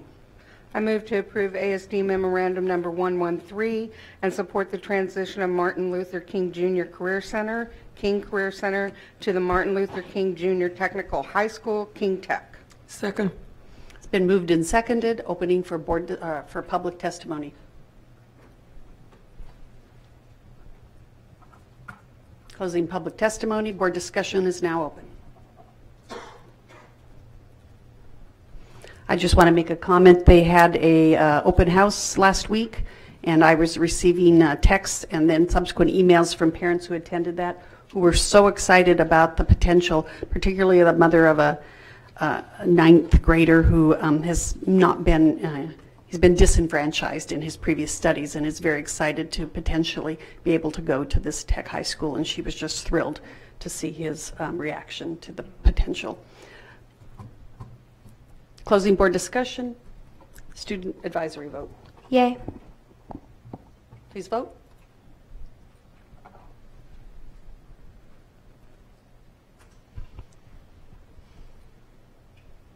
Motion carries 7 yea, 0 nay. We will have a new high school in the Anchorage School District next year.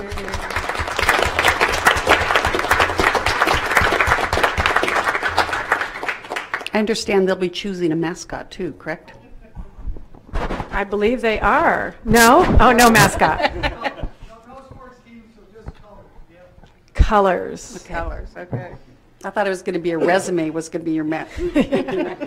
Congratulations. And again, that, Madam President, that will bring, it will serve kids the way we've been asked to serve them, but it's not pulling from any other funding source. It's creating a new funding source to bring over $1 million to the district. And so it's a way to add value. So I thank Lou and Lou Pondofino and really the tremendous work of his whole team over there to have this happen. So thank you, Lou. Thank you very much. Madam President? Mr. Donley. Just so the public understands, the state formula for funding schools is the reason why this would bring extra money in. By designating this as a high school, we will be entitled to a lot of additional state funds. Correct.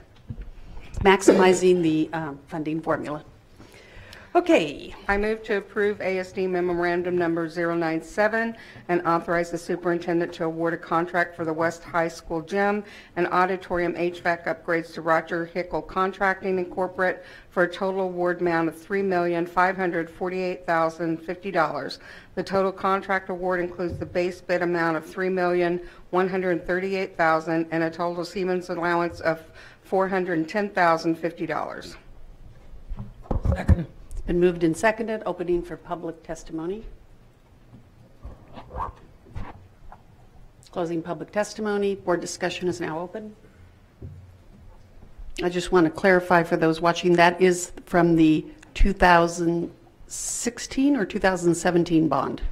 2017 bond. Okay, thank you. Closing board discussion. Student advisory vote. Yay. Please vote.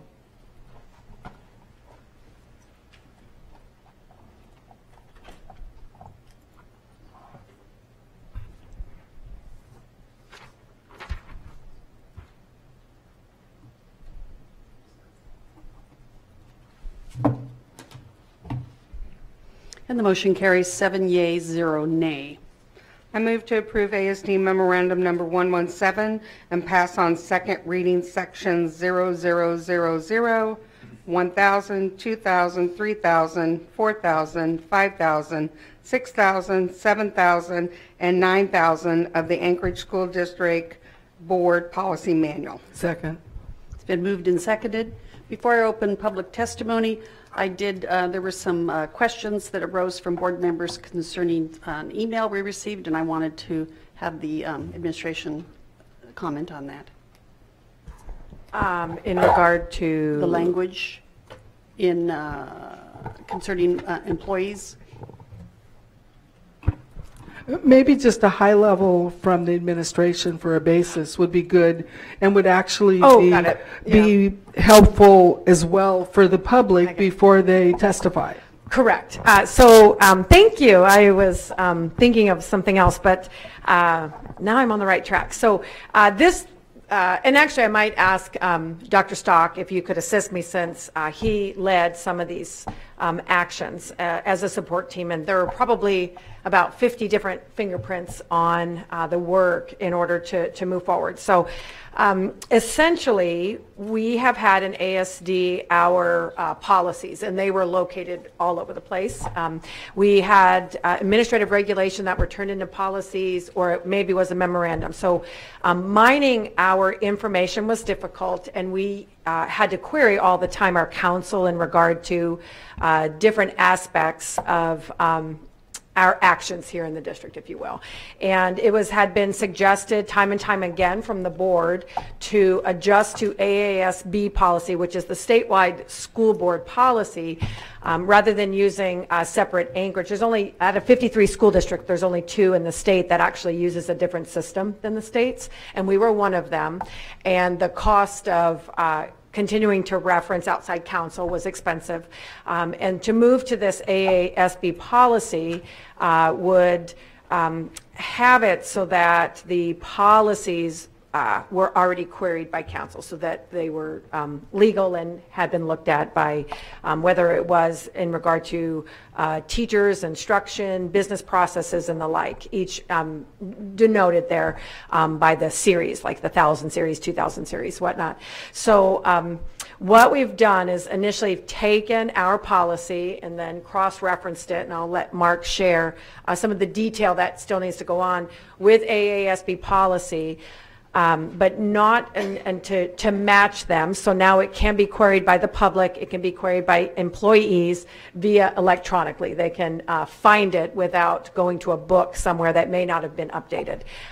In that process, however, there was questions about because it didn't appear in policy, it looks like ASD wasn't going to have a policy like that. But until all of the administrative regulations which account for how you make policy, what does the policy actually look like in action, we will continue to operate with those items. And so, Mark, if you could share a little bit about some of the questions that came from the group, as well as the information in regard to the email suggestions.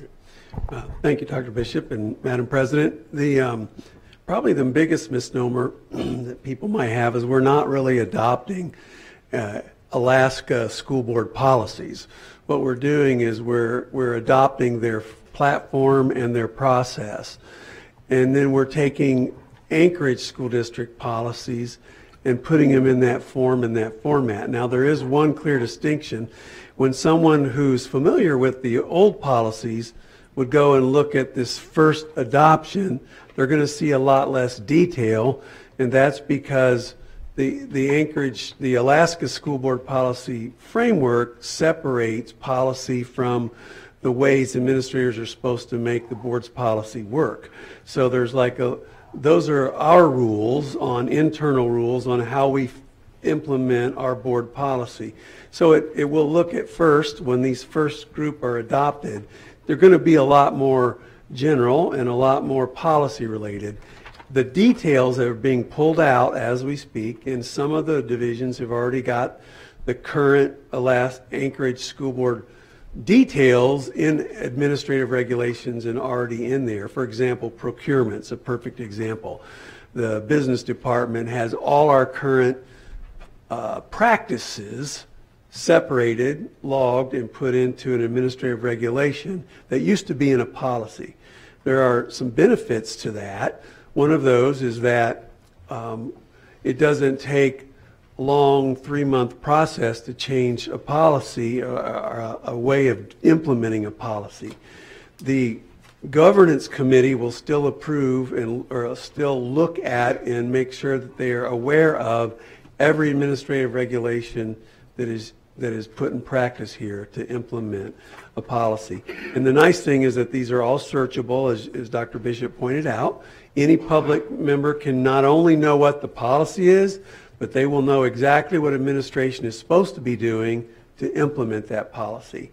And so that's kind of one of the clear things. And they can also search other school districts around the state and see what are they doing. And in addition, he mentioned a business side of the house. If you look at a school side of the house, the student handbooks would become regulation. So we have a policy about safety, and then those items are how is this carried out? A safe and drug-free school environment. What does that look like? And then it'll have the presumptive sanctions and everything that happens. So it really is a more detailed approach to answer that. But we did have some questions in regard to, oh no, it looks like so much is being dropped, and it actually isn't. It just hasn't been placed into that platform. It's actually a lot of work, so it takes about a year to get it done. But nothing will go away unless the governance board votes it to go away, is the idea. So if someone had seen something, there was a concern about something being in policy that says,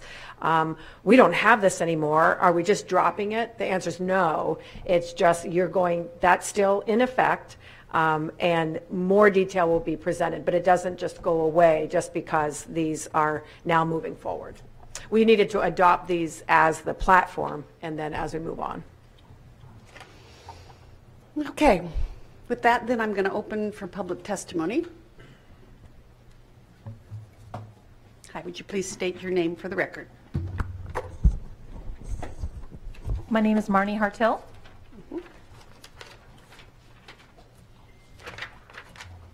Speaking to you as an individual, I'd like to share my concerns about the drafted ASD school board policy changes discussed in ASD Memorandum 117. I want to thank you so much for the detail. I did ask some of these questions, and I really appreciate the response so I can think more clearly. As an AEA rights advocate, I look to the board policies where the negotiated contract may not provide such details. For example, when a colleague asked me about dealing with untrained sub-TAs assigned to work in our intensive needs structured learning classroom, I can refer her to school board policy section 486 on restraint and seclusion, which says restraint may be administered only by staff trained in crisis intervention, de-escalation, and safe restraint. Or I might refer her to read section 4 86, F3, where it reads, annually the district shall report to the Department of Education and Early Development the number of restraints or seclusions by untrained personnel. So, since I refer to the ASD policies quite often, I was eager to peruse the new AASB policy platform amendments closely, and I was doing my best to navigate those old policies numbered 100 through 900 while also perusing the new policies numbered 1000 through 900. So please forgive my assumptions or ignorance regarding the planned policy revisions. My first question was whether any of these proposed ASB policies would completely replace current policies. And I'm assuming that the policies will be merged, and I was also assuming that navigating the school board policies would become easier after adoption. And so I thank you so much for explaining Mr. Stock, the administrative regulations and that awareness. I really appreciate that. I was concerned about association rights appearing in the index and then therefore not being on the pages in the index, and so I hope that you'll be able to help folks as they navigate that. There are a couple points though I am concerned about. The evaluation of the instructional program found in Series 6000, the very last page, 72, Board Policy 6190 states that the school board believes that evaluation of curriculum and instruction is necessary, and that evaluation shall focus on student progress in relation to district philosophy, goals, objectives, as well as requirements related to state performance standards. But on the other hand, the current board policy number 358 states that academic progress data is useful to evaluate professional development, curriculum, and programs. And later it states program evaluations will be conducted to facilitate the improvement of instruction and student learning. Further, it states the superintendent shall report orally and in writing to the board as circumstances dictate and may require such periodic reports from staff members. So my concern here is that I can find no policy language right now in the old or the new where classroom teachers may give input to program evaluations. This is critical. The certified practitioner in the classroom should be allowed opportunities to provide input on program effectiveness, implementation, and the overall impact on learning. I'm also concerned about the recruitment and selection policy, number 4211, the old policy 532, and there is no policy right now. I'm perplexed about the recruitment plan. There is reference in the old policy about diversity recruitment plan, and I just hope that you'll look into the diversity recruitment plan because it is important that we do maintain that. We do need a diverse workforce. Thank you. Again, thank you so much for your time. Thank you very much. Lindsay Hadjaluk, am I any close? Hadjaluk? Okay. Is there anyone else wishing to speak? Yes. Please state your name for the record. Good evening, Susan Ritter, Service High School. I am speaking here just to ask about our nursing positions at the high school. I've heard whispers that there might be changes.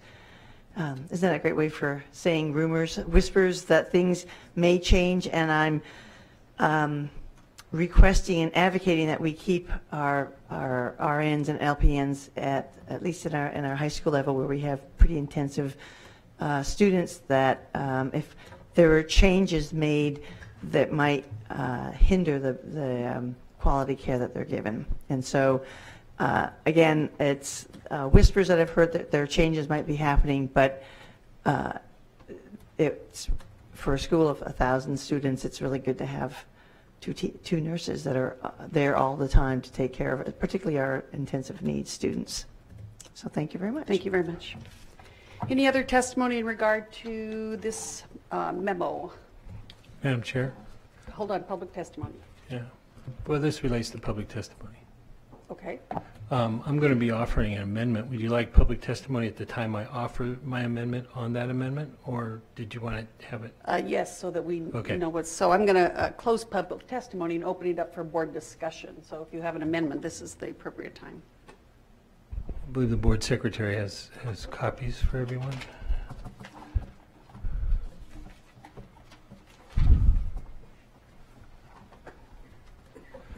So if this is appropriate time.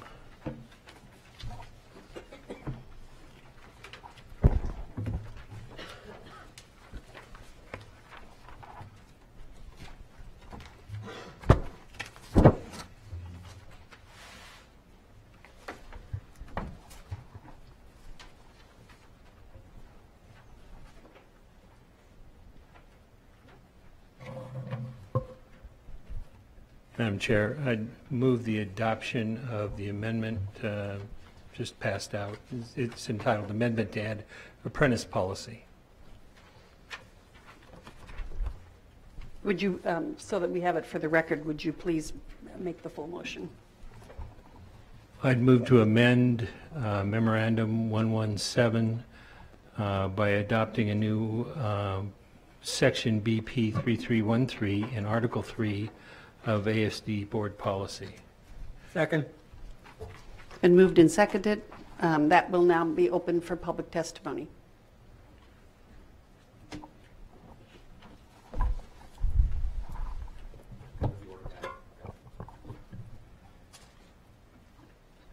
Please state your name for the record. Thank you, Zach Fields. I appreciate the school board's work to improve career and technical education, including tonight's motion to make King Career Center a full-time high school.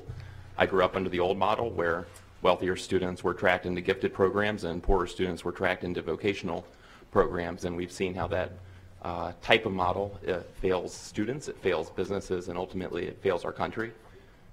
Countries that do a better job integrating CTE with academic programs have lower youth unemployment rates and more competitive businesses. And the amendment offered by Mr. Donley tonight, like the movement to a full-time high school at KCC, is a positive move toward integrating CTE with academic programs.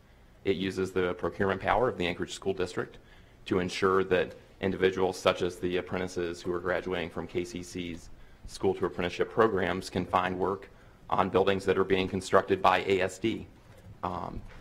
For those of you who haven't looked at apprenticeship utilization policies under other jurisdictions, they've been successful from Juneau to Seattle and in the state of Alaska.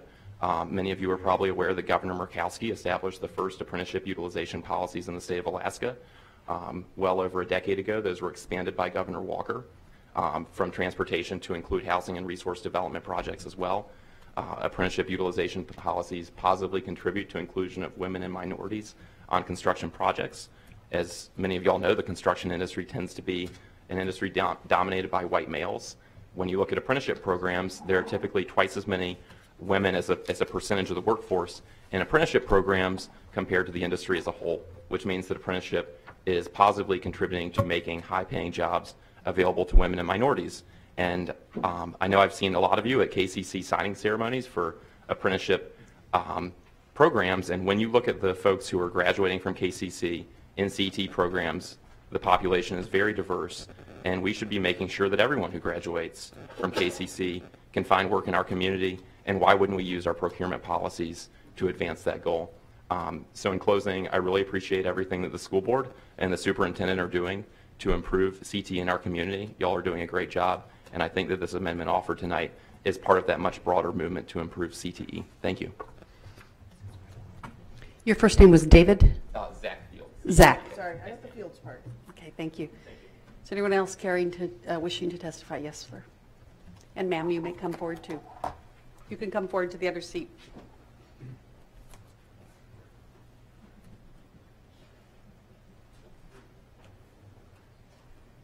Good evening. My name is Suzanne McCarthy, and I am the director for the Laborers Apprenticeship Program, but I'd like to speak in general for all apprenticeship programs. Apprenticeship programs, the program I run is a federally registered apprenticeship program. It is a post-secondary education program recognized by the state of Alaska. It's an approximately a 4-year program where young people come in, are trained, earn while they are learning on the job. We call it on-the-job learning. And we tell them that it's a construction college because that's what it is. At the end, they graduate, they become journey workers in the craft that they're trained in. This earn while you learn model is very important, just like any other development of skills. They are in classroom-related training, and I say classroom, but a lot of it is hands-on in the field. And then they're placed on jobs where they're paid a good wage with an increase as their skills develop and they become more productive in the field. This is a method that is proven to develop Alaska's workforce, which I think is the goal for all of us here.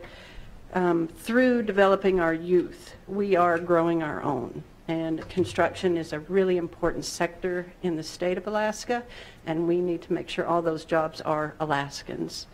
It is a career track toward middle class. There's a lot of research on that. It is a solid pathway for our youth to transition into adulthood, into independence. They can make enough money. They learn to manage their money. They're getting paid real money, and it's a really solid pathway to this independence that we hope all of our children will grow into.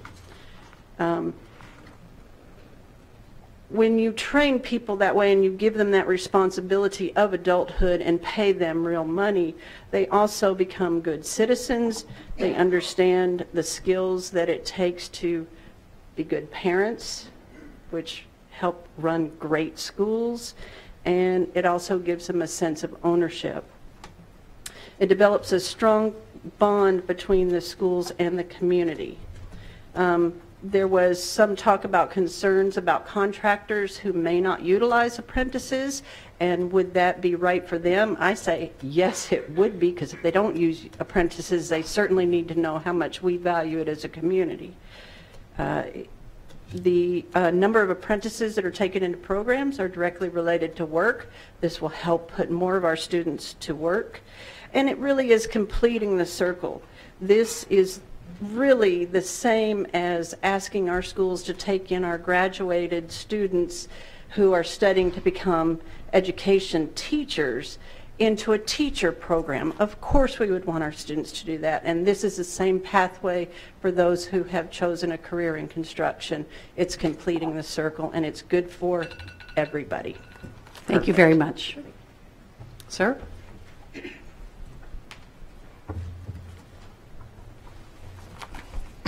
Thank you very much for hearing me today, and I appreciate you guys being up there and the job you do. I want to start off by saying a few of the schools. I'm sorry, we need your name first. Oh, sorry. My name is Brandon McGuire. Thank you. I'm up here today representing myself, but I do want to let everybody know that I do work with the union in town, the Plumbers Union. But I'm not speaking on behalf of the Plumbers Union. In fact, I'm speaking on behalf of just workers in general, and that's typically what I do. Is as a union organizer, I represent the non-union workers and try to better their situation and work as well. But I want to list off a couple of schools that I personally worked on. The first school that I worked on was Bartlett High School. I worked on Lake Otis Elementary, West High School, Hanshu Middle School, and out of all the schools that I worked on, the one that stands out the most is Cloud Elementary, where my son now goes to school.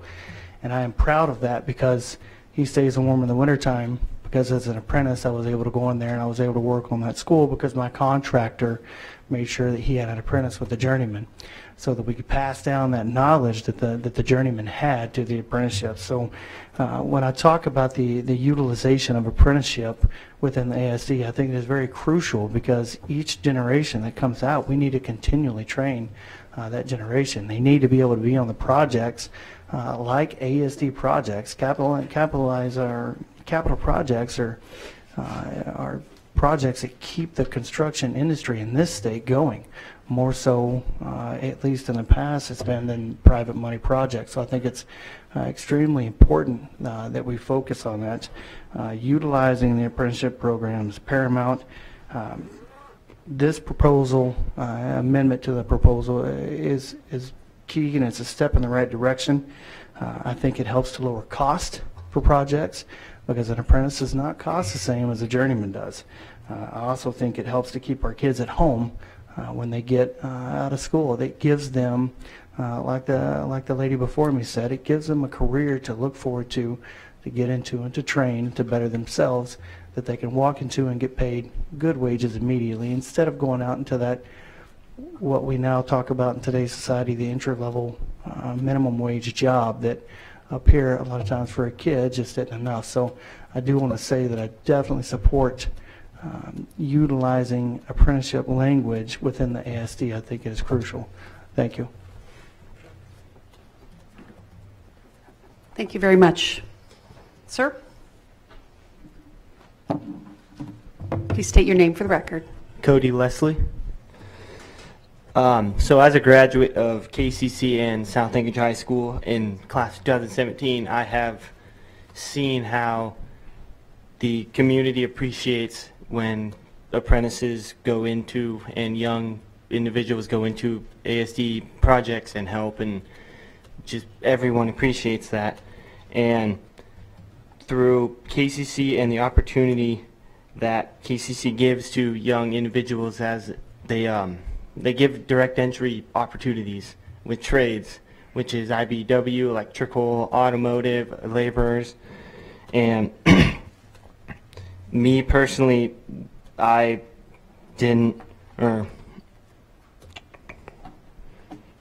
took on this opportunity to help build Alaska and just help my community as a whole. And I took the opportunity to get into the Alaska Laborers, and without KCC giving this opportunity to me, I would not be where I am today. So I'd like to say thank you for that one. And as an apprentice, being so young as I am, I don't really see anything other better than helping the community and seeing the next generation of Alaskans and construction workers and anybody working in the trade field and construction. I mean, the best possibility would help educate them, no matter if it's helping build new education facilities or giving them more opportunities, whatever possible. But anything that apprentices can do to help build Alaska and as a whole. That's. Thank you for your testimony. Thank you. Is anyone else wishing to testify? Sir?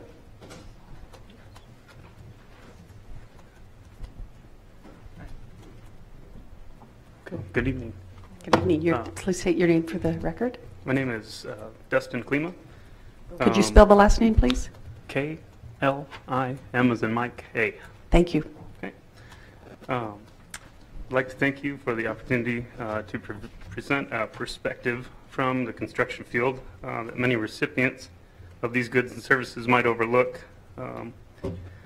Under a pretense of a vendor company resting on the laurels of a good name made, over a period of time being in business, while maybe sending a person out, possibly trained, or maybe still trying to figure it out, to take care of your tasking in these schools. The former when available and the latter when not. You'd have to ask that individual for their credentials to be sure what you're getting. Since there's no wall necessarily in their work truck to hang that license on, you might be able to see from your door. When committing to ensuring support of apprenticeships, you're not only reinforcing the economy by promoting craftsmanship and code standards for safe and reliable buildings, you're also providing for the future of that hands-on high school graduate geared towards a career in skilled labor.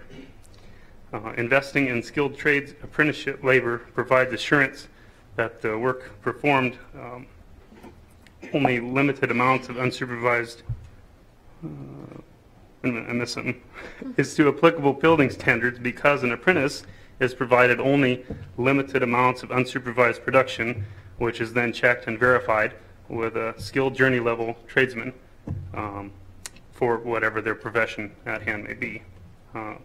As a graduate myself of the piping trades apprenticeship and a respected tradesman myself, it appears as only common sense to think that no individuals would be more appropriate for exclusive consideration on construction tasking of the buildings our children are learning in than those integral to registered apprenticeship programs supported by the state of Alaska that provides relevant, proper instruction and training, continuing with that education. And that's all. Thank you. Thank you for your testimony. Is there anyone else in the public wishing to testify this amendment? Sir? You got to be quicker. You can come get the other seat and be ready. Come here, little fella. Thank you. My name is Shane Lindsay. I'm here to encourage your support for this amendment. As you can see, we've had a fair amount of people here to testify on this. Much like the teachers here, very passionate about their students. We're very passionate about ours. Most of us here represent those students, and really what this is about is opportunities. I came through as an apprentice myself. College isn't for everybody, myself included. I spent way too much money to realize college wasn't for me, so shortly thereafter I went into an apprenticeship program, completed that, and I actually have had a very successful career so far. Much like many of my classmates, this has been a great opportunity. It provided a wonderful life for my wife and kids. It's provided a skill. Again, we're producing productive workforce people. The other problem we're going to be faced with here shortly is a shortage of skilled workers. With the economy of the state being what it is, we have people leaving. Skilled workers are leaving. There's many opportunities down in lower 48. Right now, Seattle is booming with people. And when things do recover, we're going to have a shortage of workers. By having an opportunity to raise our own workers here within the community, hopefully those folks will stay around. It gives them job opportunities and allows us to maintain a skilled workforce when things do pick up. They will pick up. So with that being said, I appreciate your time, and again, I encourage you to support this amendment. Thank you.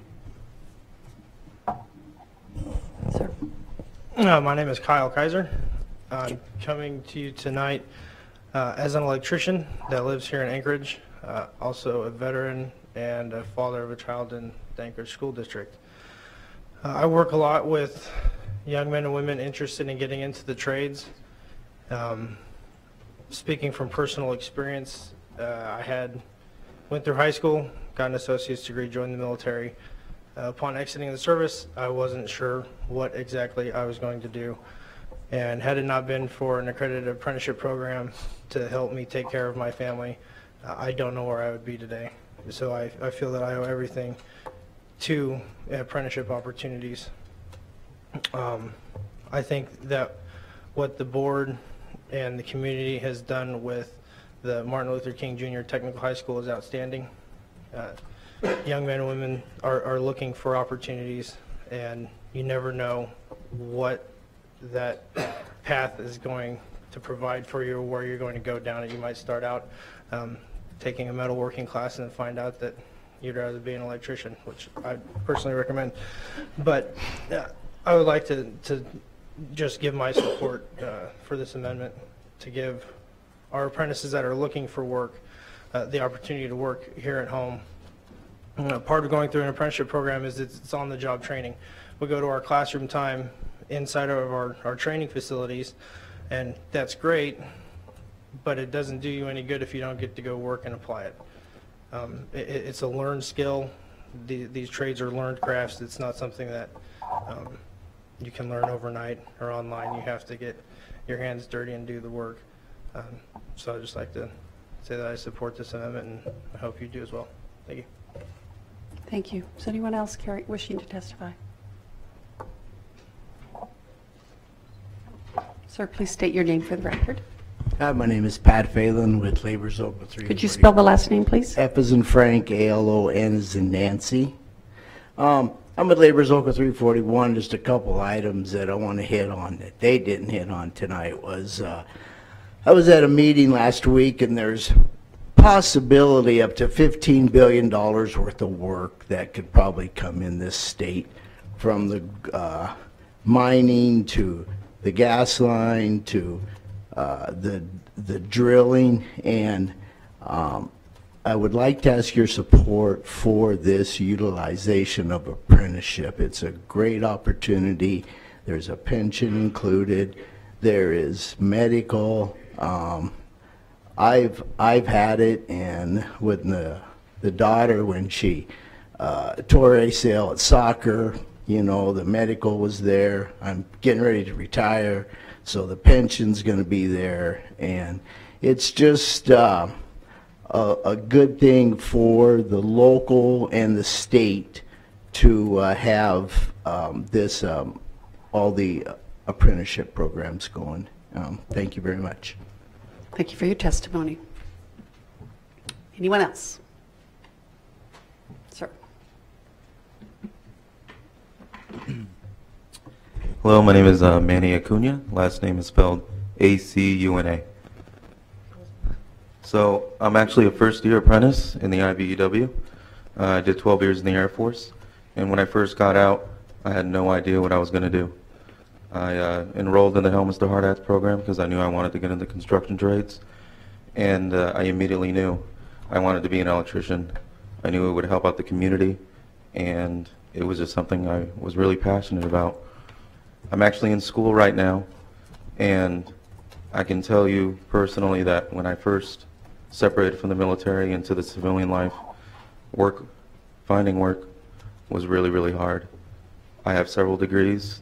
Like I said, 12 years in the military. I'm highly educated and experienced, and it was extremely hard to find work. And the economy is hard right now. I was laid off before I got into school, and I don't know what it's going to be like when I'm done with school here in the next few weeks. I think proving this would be a step in the right direction for all apprentices. You know, without these hours, we can't apply the skills that we learn in school, and who knows when we'll turn out to become journeymen and become good working Samaritans in the economy. My wife is a teacher in the school district too, so being able to work in schools, and I have 3 kids, would just, for me personally, be amazing, especially if my kids went to that school. And if we don't get those hours, I mean, that's setting us up as apprentices for failure as the next generation of tradesmen. So that's all I got to say. That's my little spiel. Thank you very much. Anyone else? Okay. Closing public testimony, opening for board discussion. Madam President? Yes. I just wanted to point out to the members they have a copy of a letter from the Commissioner of Labor strongly supporting this proposal and speaking of the success of similar proposals in other governmental bodies. And speaking to the amendment, at the Governance Committee we talked about different forms, and the reason I'm offering this particular form is, you might notice that our new BP 3311 requires formal advertising bids to be solicited for purchases over $100,000. So that's the threshold at which there's a more formal bid solicitation process that's going to take place, and that's why I chose that as the threshold for this. And notice that I tried to draft it as a policy and not as a detailed analysis of every little step the district would have to take, because under the theory of the new policy, the board policies that we're adopting here, ASD policies, those could be fleshed out by an administrative regulation at a later time. Also I intentionally utilized the word practical, so that obviously if there ever was a shortage of apprentices, we're not going to not build something or not approve a contract if it's a particular gap in the workforce at that particular time. That wouldn't be practical. So I certainly anticipated that, but we do have a lot of testimony, also the letter from the Commissioner of Labor saying that right now there's no issue about availability. There's lots of apprentices out there available to work in our schools on these kinds of projects. We heard it's certainly a very, very positive path to the middle class. We're coming into a time where, if we're fortunate, Alaska is going to have a strong demand for people in the construction trades. And one of the things the apprentice programs does through collective bargaining agreements, it's one of the few legal ways that we can make sure Alaskans get those jobs. And it's a really positive Alaska hire element to this also. The testimony about helmets to hard hats, I think, is very significant. It's also a way to help out some of our returning veterans in getting into the construction trades and giving them an opportunity for employment. I think it just comes down that it's the right thing to do. Thank you. Ms. Plunkett.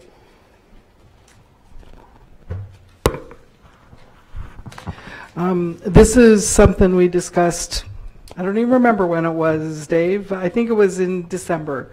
But I didn't know you were bringing it forward, so I didn't bring my stuff on it.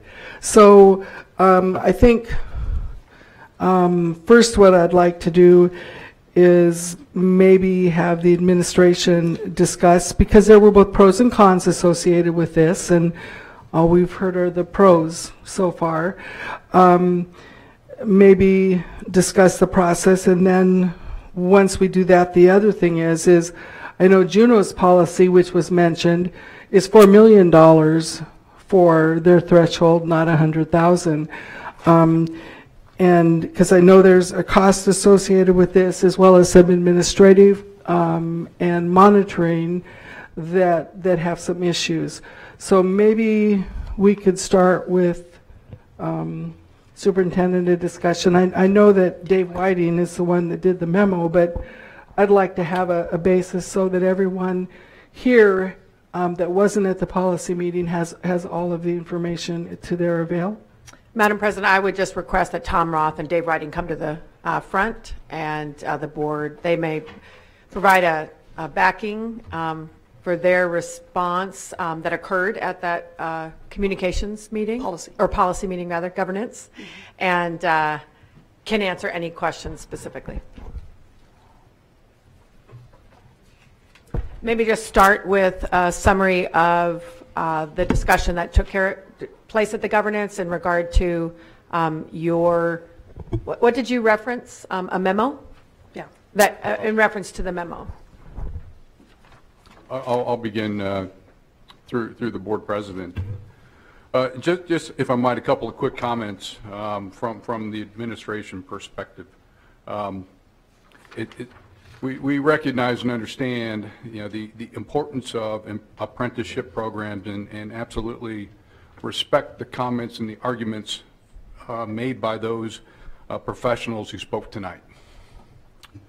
But I would tell you that this is really not about the merits of apprenticeship programs, but it really comes down to what we believe to be what is our bigger responsibility as a district and an administration, and that is to provide the best value to the district and taxpayers through a free and open competitive environment in the procurement process.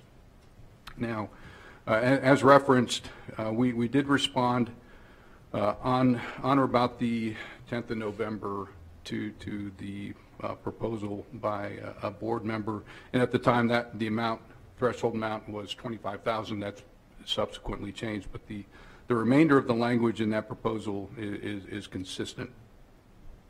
And based on our assessment of the implications of that language, I'll just very quickly synopsize what some of our findings were.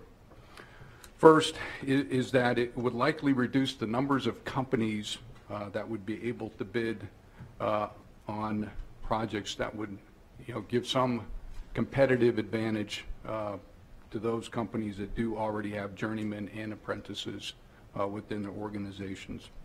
And by this reduction of the number of potential companies and contractors, and we employ about 50% of our contract force is non-union, but that would result in higher costs to the district and potentially a slower delivery of services based on that reduced supply of contractors.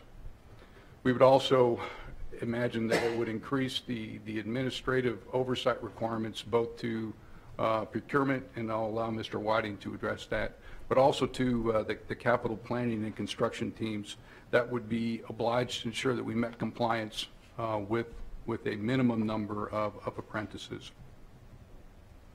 So again, to come back to my point, we're not arguing the importance of apprenticeship, but we don't think that's the issue here. It's really about the district providing the best value to the public, the taxpayers, and to the district for these capital construction projects. At this time, we'll pass off to Mr. Whiting. Thank you, Mr. Roth. Through the board president, I'll just address the point Mr. Roth made here. The construction procurement, design and construction procurement is very complex and very, it has a great deal of legal and financial exposure just within the processes of it. I've been doing it for many years for many agencies, and this proposal put forward, although I agree with Mr. Roth that, you know, apprenticeship is a good thing, and I do support that. We do support that as a district, but the burden that it puts on the procurement process to create a preference, as Mr. Roth stated, you know, it reduces competition. It reduces the pool of contractors we need. We're looking at trying to efficiently spend taxpayers' funds. As far as my department purchasing, handling this type of a preference, I see it as extremely problematic to enforce such a preference on a contractor. At time of bid, a contractor may say they can meet this, a certain percentage of apprenticeship. We may have issues that after bids, they may not meet that anymore. Then we would have to reevaluate, delay the project. What about a contractor that says they meet this requirement and during their contract they fall out of compliance? We then must figure out how we have a service deficiency type of program where we deal with this lack of compliance, adding more administrative costs, delaying projects. It's just as far as being my job as a compliance officer is to spend district funds in the most responsible way because they are taxpayers' funds. This policy, this amendment does not appear to be compliant with any public standard I've seen. We talk about the example in Juneau that Member Plunkett mentioned. That has a $4 million threshold on it. And also it has another caveat that the committee must at first even say that they would apply this method to that project, whether it's even practical to use it on that project. So it is not even a given on a $4 million project. It must first be approved by a committee to even apply that preference. So again, you know, I don't disagree with a lot of things that were said. There's a lot of good faith here, but really what we're doing is we're trying to protect the district. As we talked about, there was a lot of talk about budget here tonight. The district does not have a lot of money to spend more money on construction projects. We're trying to deliver the construction project at the most efficient methods we can, cost-wise, schedule-wise. So I don't support this, and I think that it would definitely cause more cost to my department and to the district overall to deliver these projects. Can I correct the record on some inaccurate information in that testimony? At the end of after we do our resolutions, there's a time for more public testimony, but not at this time. Ms. Snelling, I saw your hand. I'm trying to put together all of this information really fast because it appears that a lot of other people have had access to this letter and this amendment before the board has. So I'm trying to learn, and I appreciate the testimony that I've gotten tonight. I guess a couple of questions, and I don't know if you can answer them. Without this in place, it sounds like a couple of the folks in the room have testified that they've worked on and so how does that happen already? Is that just a contractor that chooses to work with apprentice programs? Yeah, it's pretty, I've been procuring construction. It's a great point, Member Snelling. Been procuring construction for many years. Apprentices are widely used on construction projects because they make sense. The points that a lot of people brought up here tonight is why they are widely used.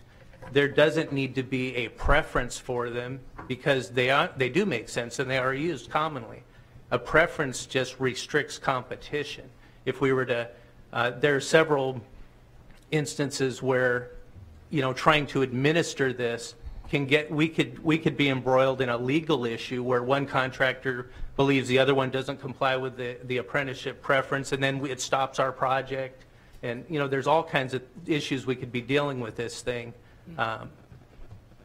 Thank you. I guess the other piece that I'm looking at is board policy in and of itself has to provide a certain amount of direction. And while maybe some of it is at the 20,000 foot level, but if we are getting into specifics for something that purchasing is going to rely on for doing these things, I think we need to, have it dialed in as best we can. In the last sentence, or sentence 2 in this, all bid proposals should specifically explain how the bidder will comply with this policy goal. While we don't even say specifically what the level is, we don't define that.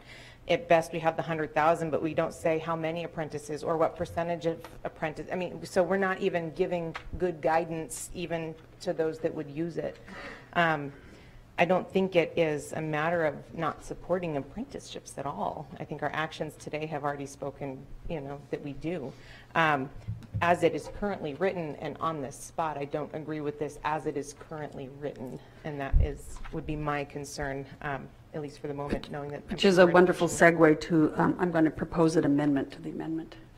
And I've given the language to our school board secretary to project. So you're going to amend this amendment, so it would still be amendment number 1? Or a different amendment? Or a different amendment. You have it typed up. So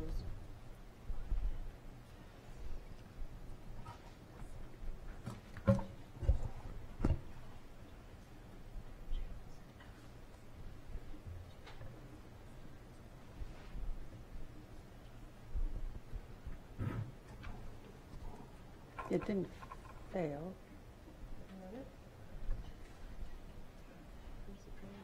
I don't know why I gave a vote on it. Oh, because. Tam, just one second. She gets this. I'll go ahead and read it while you work on getting it loaded. It is up here, but it's a policy of the ASD to promote apprentice programs and to encourage construction contractors that perform capital maintenance and construction for the district to employ apprentices enrolled in a federally registered or state-approved apprenticeship training program. So it takes out the dollar amount. It takes out the caveat on the that was in Mr. Donley's amendment. And what I suggest, if that's our policy, then as we move into ARs, that we potentially put in there the language that Mr. Whiting was referring to about perhaps the overall threshold and perhaps if it's going to be evaluated by a committee or how that would work. But anyway. But do we need a second? Is this you're moving and then we need a second, or is this Dave's original amendment? No. This would be a new amendment. Amendment to replace and his. They would do it, and then he would have to, if it's satisfied, he would pull his amendment. Okay, so but I don't think this replaces. We need a second before we can move further on this. I'll second for purposes of discussion. I want to table this whole thing. You want to table all the board policies or just specifically 3,000s? Just the specific 3,000s. Yes, because I think we need more discussion and more talk on this and more information. No, I object.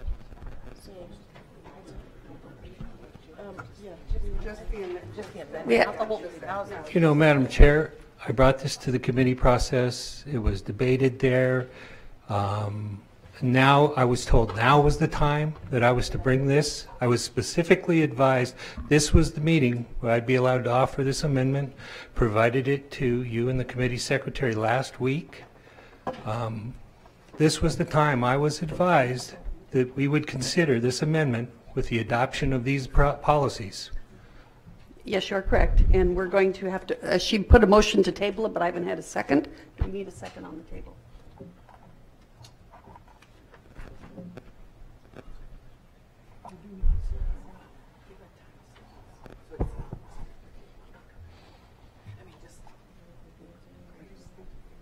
Take from the table.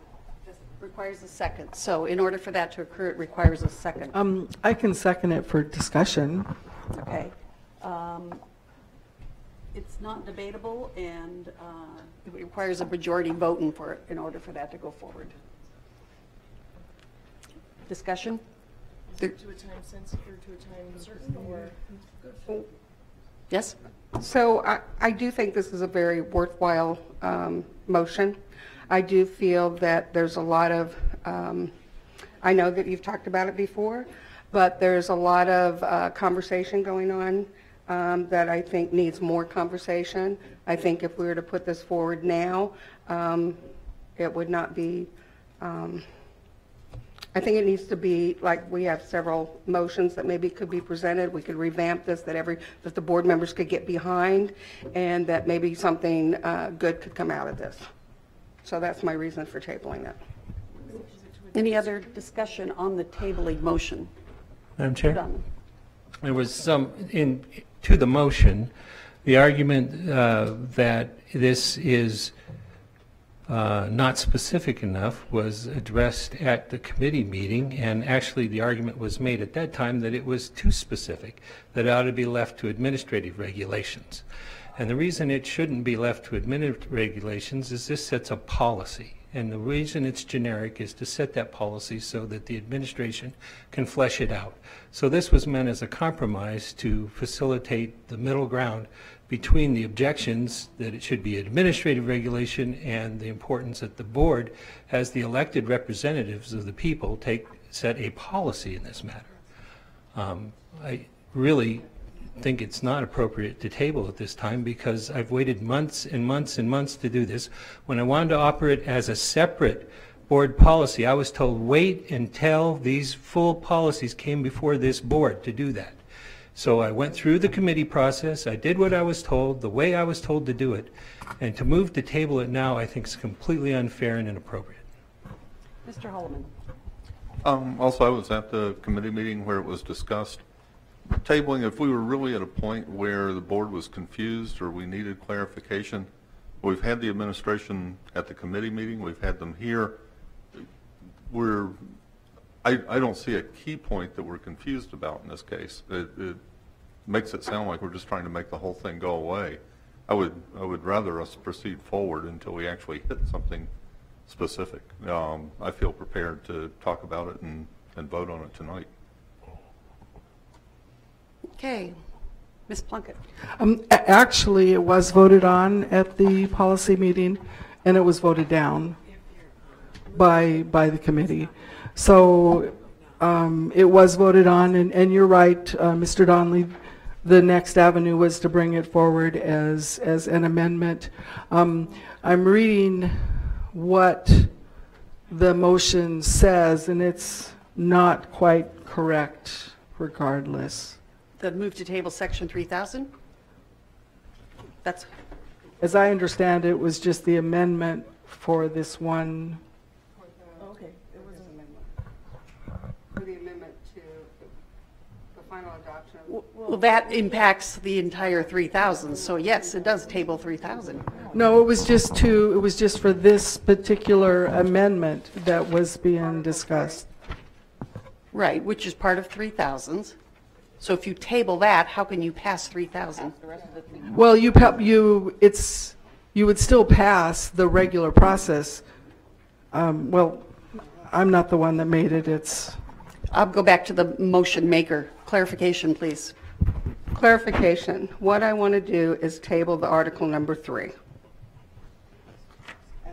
Adding new section BP 3313. Okay. So that is what we're going to vote on. That's then. two different things. Point of order. That's still two different things. Tabling article number 3 versus tabling the amendment that's before us. Okay, it's in Article 3, but we'll just say to add the new section BP 3313. Wait, we'll give us our secretary a moment to get that language up.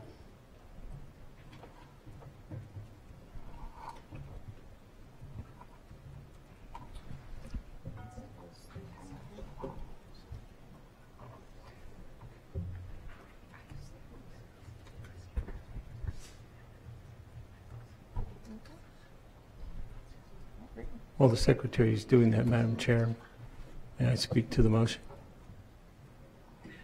I believe you have, but you have something further to say? Yes.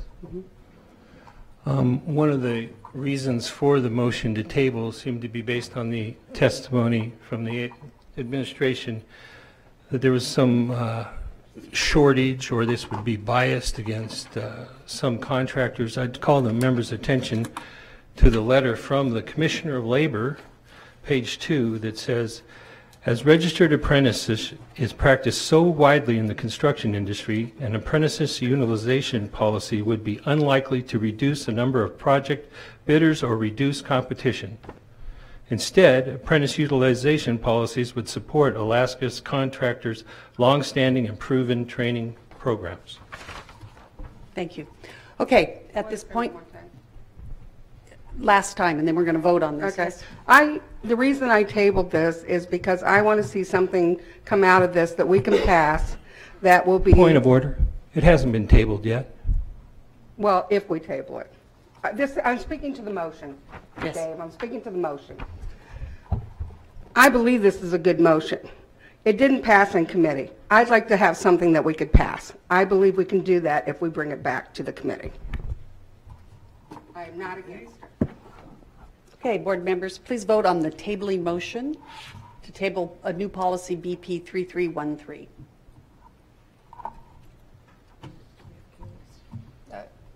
I can take the student advisory vote. You guys just, you go. You go.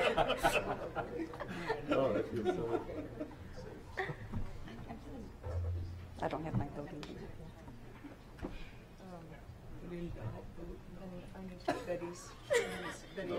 I didn't get a voting. No, it didn't show up. Did everyone else get theirs? Mine didn't show up. Mine is, And Betty, I did not see yours, I'm sorry.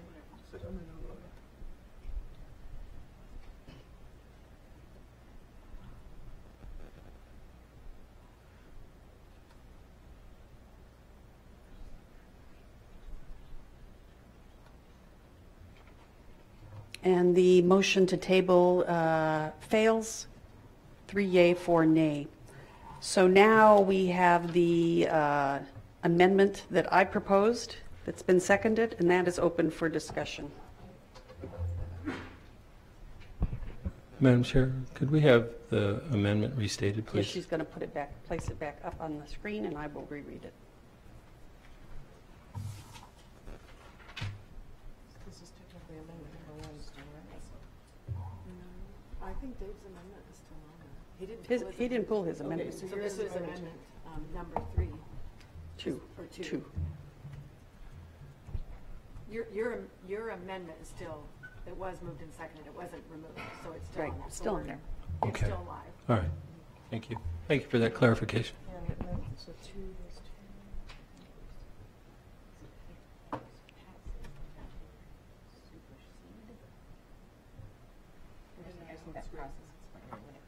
Yes.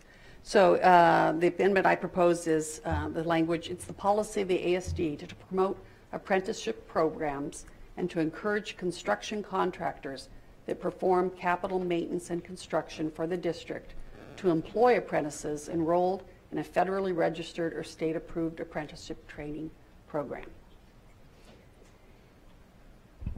Okay. Mr. Holleman. From a point of order. Holleman, excuse me. Well, point of order then. Yes. The superintendent offered the opinion that my motion was still active, but my motion, if my motion is still the primary motion here, then this is either a motion to amend my motion or this motion is out of order. It's either a substitute motion or a motion to amend. Okay, so this is actually the motion before us at this time is to this as a substitute motion. Okay, Yes. that's important because that means my motion's not before us anymore. It's now a substitute If motion. this one fails, yes, your motion then comes to the Thank floor. you, Madam Chair. Thank you. Speaking in favor of the original motion and against the substitute, the basic flavor, it flips two ways. And the original motion says to the administration, we do expect you to use apprentices unless you can offer us a reasonably substantial reason not to. And I think that phrasing was put in there for a reason. If you're coming up against something, it really represents a hurdle. And obviously there's a lot of detail to be worked out in administrative regulation to implement it as well as possible. But if there is a huge hurdle, there's a pathway to come back to the board and say we did not do this in this case for these reasons. This kind of turns it the other way to say we really like the idea, we'll be your best friend, but we're not really promising anything, and we may not really check to ever see if anything happened with it again. And it's just a completely different position of the board. There were a lot of good reasons offered in the testimony. One to me that was most compelling. We are an educational institution, and the apprenticeship program is an educational program that we are actually partnered with. And at the moment, we're partnered with them in the way that we're producing graduates, and we have our signing ceremonies for the students that we are sending off with great fanfare. If anyone has been to the different training facilities that are run for the different apprenticeship programs, you know this is no small commitment on their part to educate and train people in a lot of detail. We have certification requirements for educators that cause us to spend more money than we absolutely have to if those requirements weren't there. We have stipulations for classified employees at certain education levels or training that cause us to spend more money than if we don't. And in terms of constructing our buildings and doing our maintenance and repairing all the systems that are inside of them, it may happen, but it also, as someone mentioned, it means we're spending money in Anchorage, quite possibly with a high percentage of our graduates, to do the work at a level of quality that we want to have for buildings that we're trying to make last in perpetuity when we can. So I fully support the intention of the First Amendment. I will vote against the substitute and for it. And certainly if the administration comes back with proposed changes and says this really isn't workable and we need these changes, I think the board would be very sensitive to that. But I do want a statement that really does compel with some outlets, as opposed to a statement that's just like a warm handshake and we'll see you on the other side.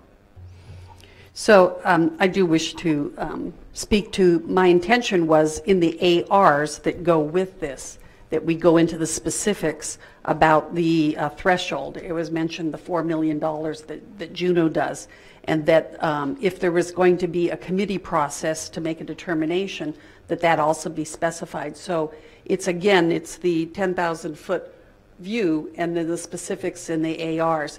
That allows us to do the best of both worlds. I too support apprenticeships. I've been to the signing ceremonies. I've been to and toured in the apprenticeship programs. I think they're fabulous opportunities, educational opportunities to bring people up to par and have a very qualified workforce.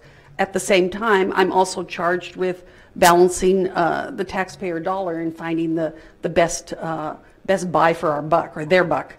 And so that's why I propose that we have the language that says, that gives full intention of the board that we support apprenticeship programs, but then in the ARs that we specify how that's going to be carried out, that it becomes a win-win situation for everything. So that was my intent, that this does not become the language and then nothing else. Otherwise, you are correct. It's wishy-washy. But that was what I had hoped to proceed with further.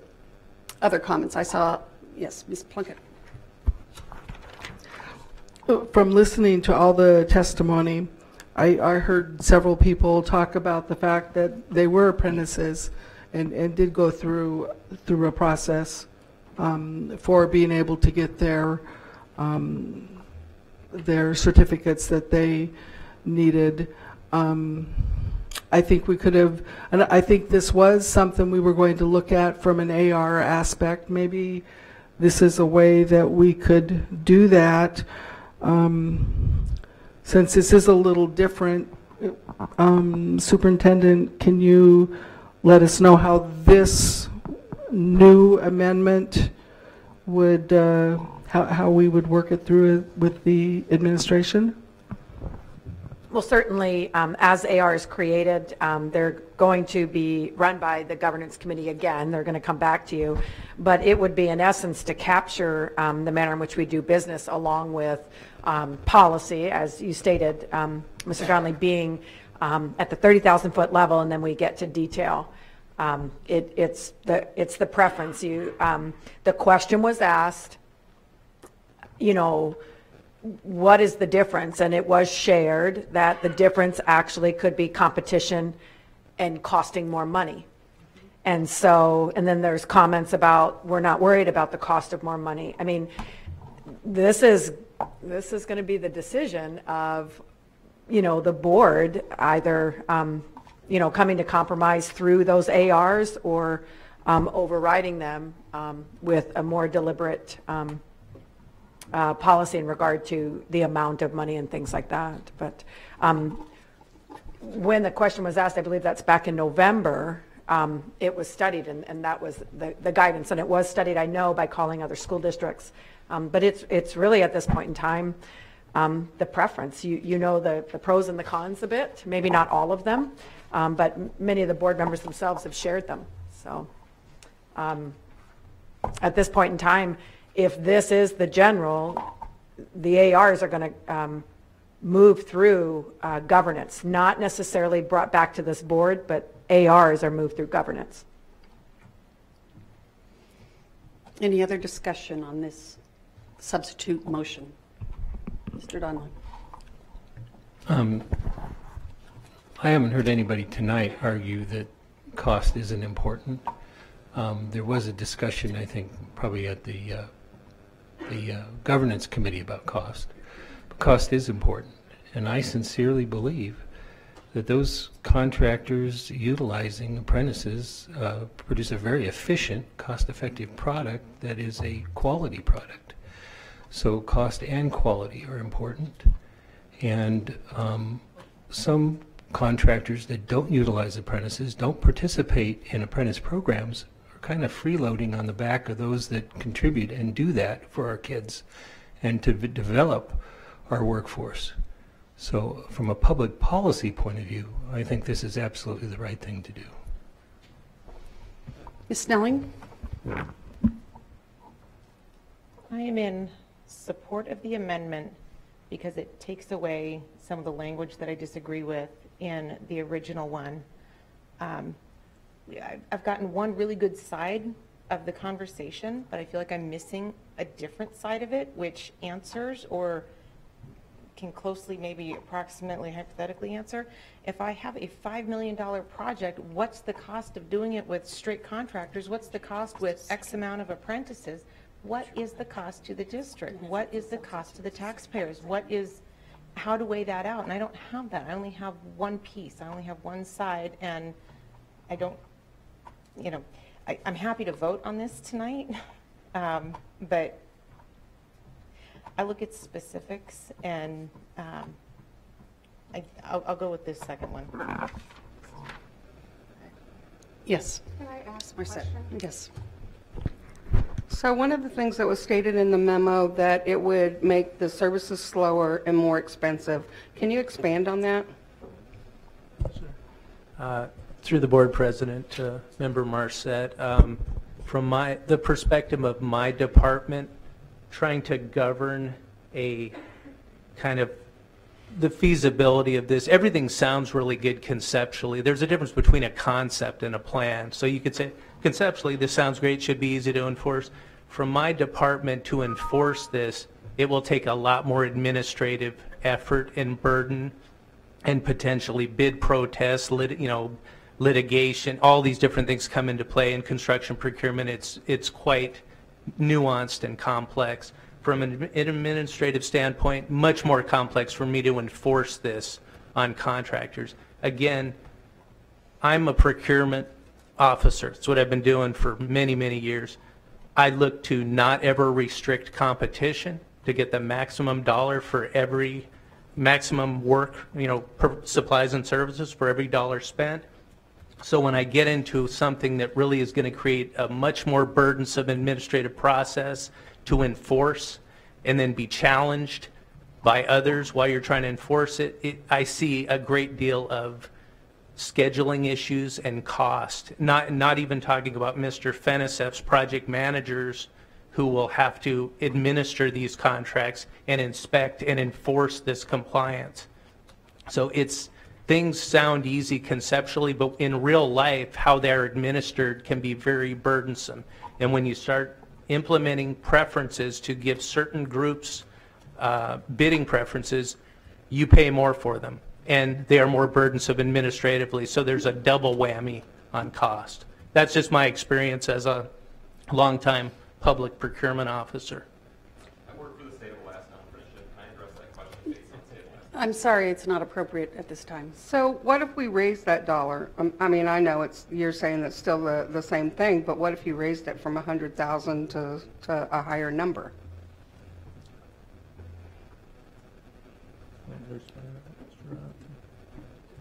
Sure. Through the board president, and I'll allow Mr. Whiting to address the comment as well. But I think, again, what it comes down to, and whatever that threshold is, the potential that you're reducing the pool of potential contractors that can bid in a free and unimpeded environment, it's just going to, again, it's going to increase that burden. It's going to increase that cost to the district. So let me ask you this. If a contractor doesn't have an apprenticeship program or apprenticeship, they can go to the union and get one, right?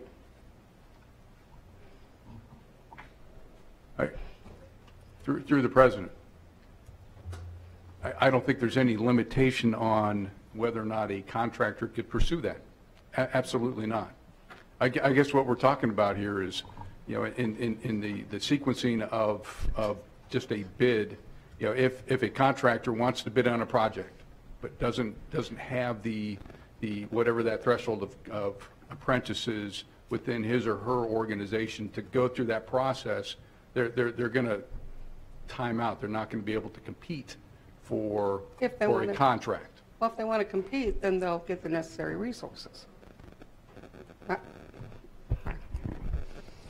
Madam President? Yes. I just wanted to clarify, there are many non-union contractors that utilize apprentices also. So it's not just a union, non-union thing. If we've had the expert testimony from the administration, I'd like to call an expert witness also. We had time for public testimony, and normally our procedures don't allow for that. But if the board wants to change that practice, I would need a consent from the board in that respect. Before they do that, do we have to vote to extend the board meeting after 10? No, it's midnight. So I need to have a voice vote of board members if you want to allow other people to testify or not, to change our procedures. We'll start with Ms. Snelling and go down the line.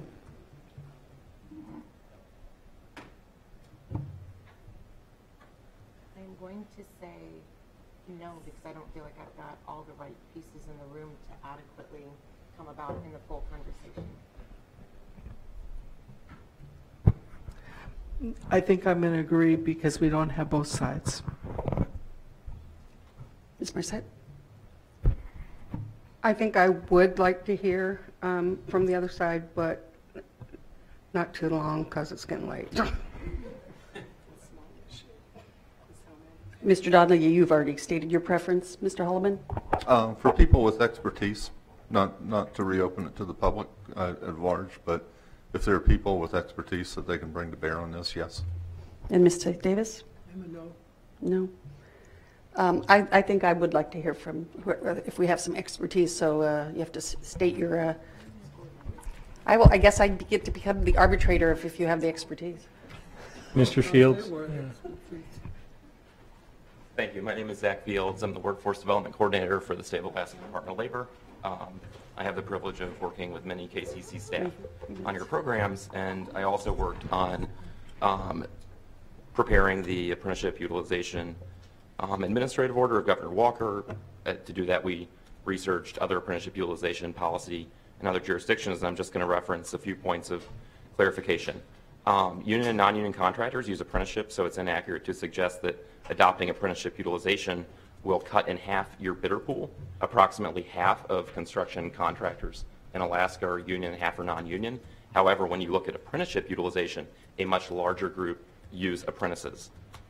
Like I mentioned, the state of Alaska has had apprenticeship utilization policies in place since 2006 with Governor Murkowski. I'm not aware of a single lawsuit challenging those on the basis of inappropriately restricting competition. As a practical matter, the state of Alaska did stop implementing Governor Murkowski's administrative order toward the end of the Parnell administration. So for about a year and a half, as a practical matter, the state was not enforcing that. So we had an experiment to see, is it harder to do public projects in the absence of administrative order language on apprenticeship utilization? And just so you know, Governor Murkowski's order, which was much more specific than Mr. Donley's motion, it said 15% apprenticeship utilization on state heavy highway projects.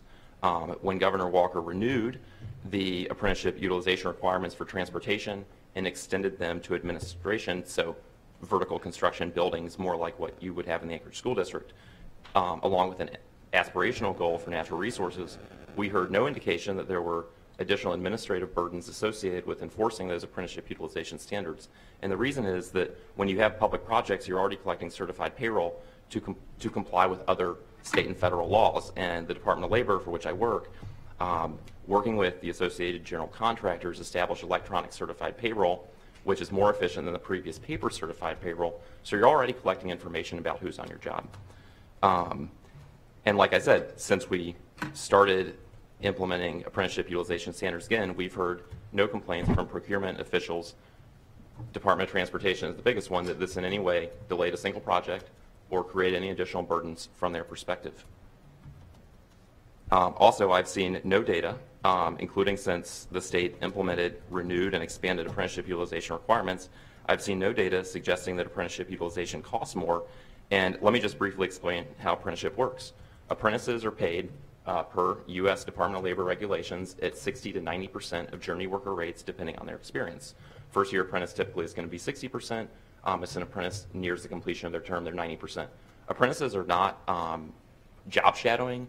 They're not interns. They are working on the job. They are, like you heard from the testifiers, building your building. So if I could tell you, you're going to hire someone who's earning 70% or 60% of a journey rate, you would say, well, wow, that sounds like a pretty good deal. So the reason that companies practice apprenticeship, both in construction and in many other sectors, and not just in the U.S. but around the world, is that apprenticeship makes economic sense. And like Mr. Donley referenced, it makes sense for both union and non-union contractors, including in Alaska. So in conclusion, I've seen no evidence, like I said, I've not heard of a single lawsuit or a single legal challenge on the basis of inaccurately restricting competition. You're not cutting your bidder pool in half because non-union firms too practice apprenticeship, including a very large anti-union group, the Associated Builders and Contractors, ABC. They have their own apprenticeship program for all those non-union contractors, and they practice apprenticeship under the same processes as the union contractors. Like I said, no data of increased costs, and we didn't see any additional administrative burdens that I'm aware of after the state re-implemented apprenticeship utilization standards. So I just wanted to clarify that. Thank you. Thank you very much for your testimony. Yes, Ms. Plunkett. Based on that and the other comments, I believe that the substitute amendment handles the intent of everything that we're looking at. Okay. Any other discussion on the substitute amendment? Secondary amendment, I guess, is the official Robert Rules of Order. Yes, Mr. Holleman. And I do understand that the original amendment will cause ARs to come back, which we're all expecting. My concern is that the substitute amendment, if no ARs came back, there really wouldn't be an issue. It doesn't mandate anything. If somebody remembers and asks, we'll get them for sure, but it does not impose a requirement that necessarily has to be responded to.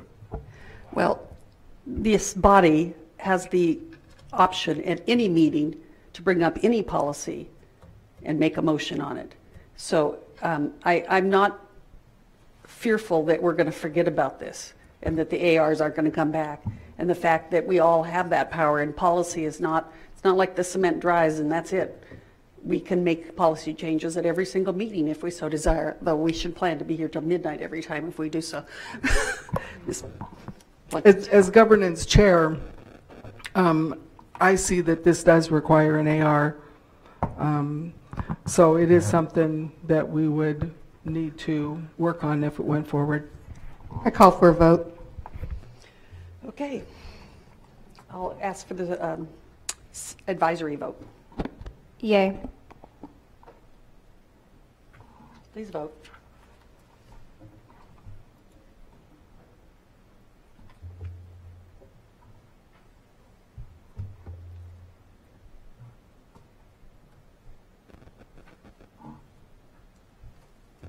And the motion passes 4 yea, 3 nay.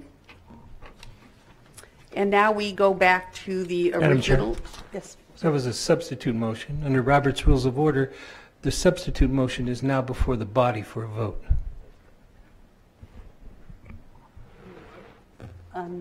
Please clarify.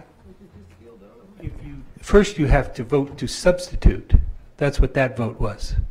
Then the main motion becomes the substitute motion, and now... Yes, you are accurate. I'm sorry. So now we vote on the actual substitute motion.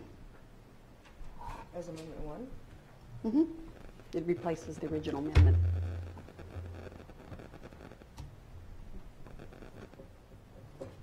So I'll take our student advisory vote. Yay.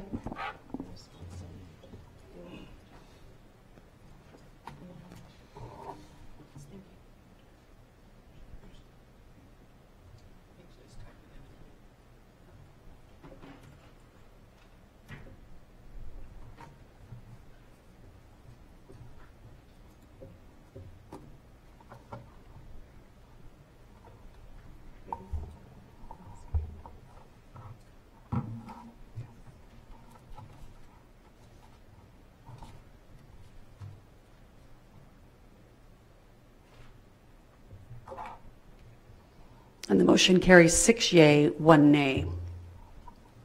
Okay, and I do believe we still have the original motion, or do main motion is on the floor then for the policy numbers as previously stated. That will show on the screen again.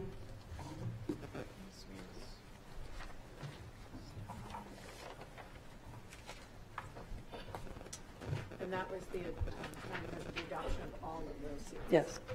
I'm going to restate it. To pass on second reading, sections 000, 0, 1,000, 2,000, 3,000, 4,000, 5,000, 6,000, 7,000, and 9,000 of the Anchorage School District Board Policy Manual. Noting 3,000 as amendment. Yes, noting the 3,000 as amended this So main evening. motion as amended, you want that added? Yes.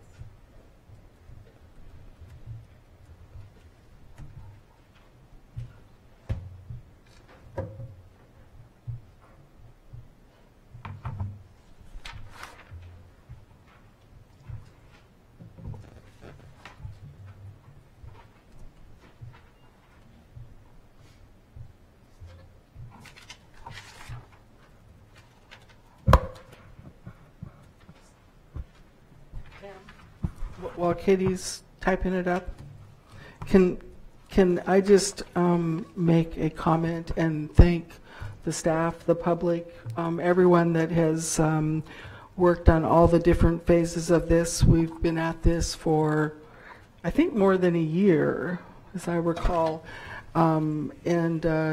We've spent a lot of time on it, and it's there's still work in progress. There's a lot of ARs. We've only accomplished a part of the purchasing now.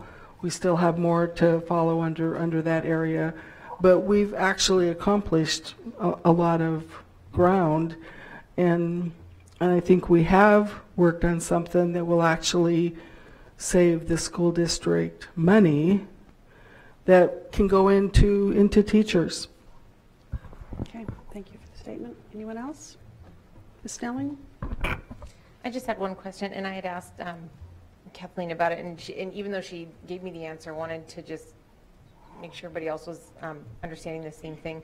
The one thing I didn't see in here was any time, are these policies effective, tonight at midnight, and the ARs will get, phased in as approved, or do these policies make an official change on a certain date, or what is the expectation now that we have, if we say yes to this, what is the expectation of an effective use of them?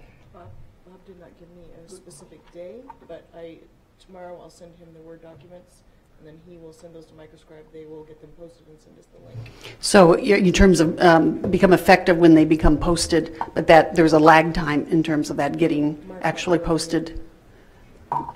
Dr. Stock? Or Again, Dr. Bishop? I mean, I can answer that. There isn't, other than the policy that just was amended, there isn't a policy change in our policies. The platform for which we access the policies is going to change. And until that platform is live, all of our former policies go into effect, as well as we haven't had ARs, but we've had them in the we've had them informally as memos or a manual, an employee manual. So those will continue until those ARs are in front of the governance board with approval.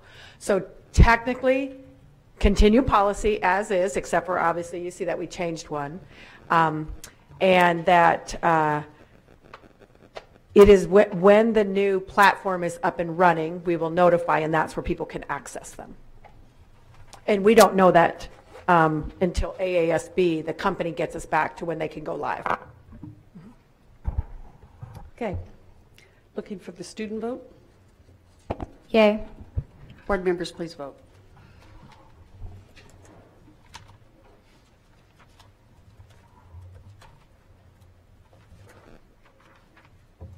And the motion carries 7 yea, 0 nay. We now move to the section of our agenda, non-action items. Is there any of these items that board members wish to pull for discussion?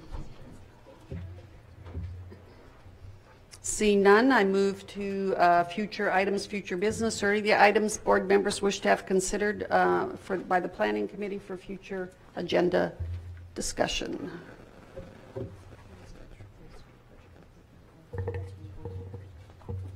I'm just going to do it on public testimony. Okay.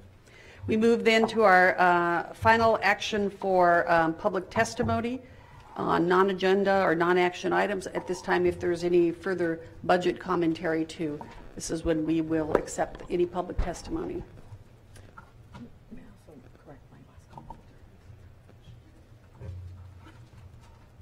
Seeing none, I'm going to close public testimony. Dr. Bishop, you had a statement you wish to make?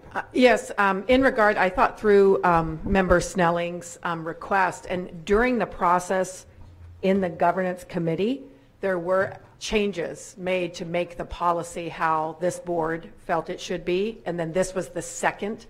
We provided those all throughout the year as first readings, and so this was the second. So they have been made public via board docs, and essentially now that you have approved those items in board docs will be the main reference. So anyone in the public that would like to see those, because they went through governance, they went through first reading and second reading, as of your approval, they are policy, because we did have some wording changes on what was the section that we worked on with Matt Tieford? The discrimination policy, yeah. So we did, through the process of governance, make changes at that time after first reading, and it was approved now. So actually, to let everyone know, and they can be accessed, what we had just approved on board docs, so they're public already, since we just passed them. Okay. Are there any other school board or administration comments or communications? Yes. I do want to say that at Chinook Elementary, they're going to be holding a candlelight vigil for their student that died in the automobile accident on Thursday at 5:30. Thank you very much. Any other? I just want to reiterate that Visit Our Schools Month begins in February, and we encourage the community members and all of you to encourage anyone who hasn't been in our schools to come visit one of our or more of our Anchorage School District schools. I'll entertain a motion for adjournment. I move to adjourn. It's been moved and seconded. We are adjourned.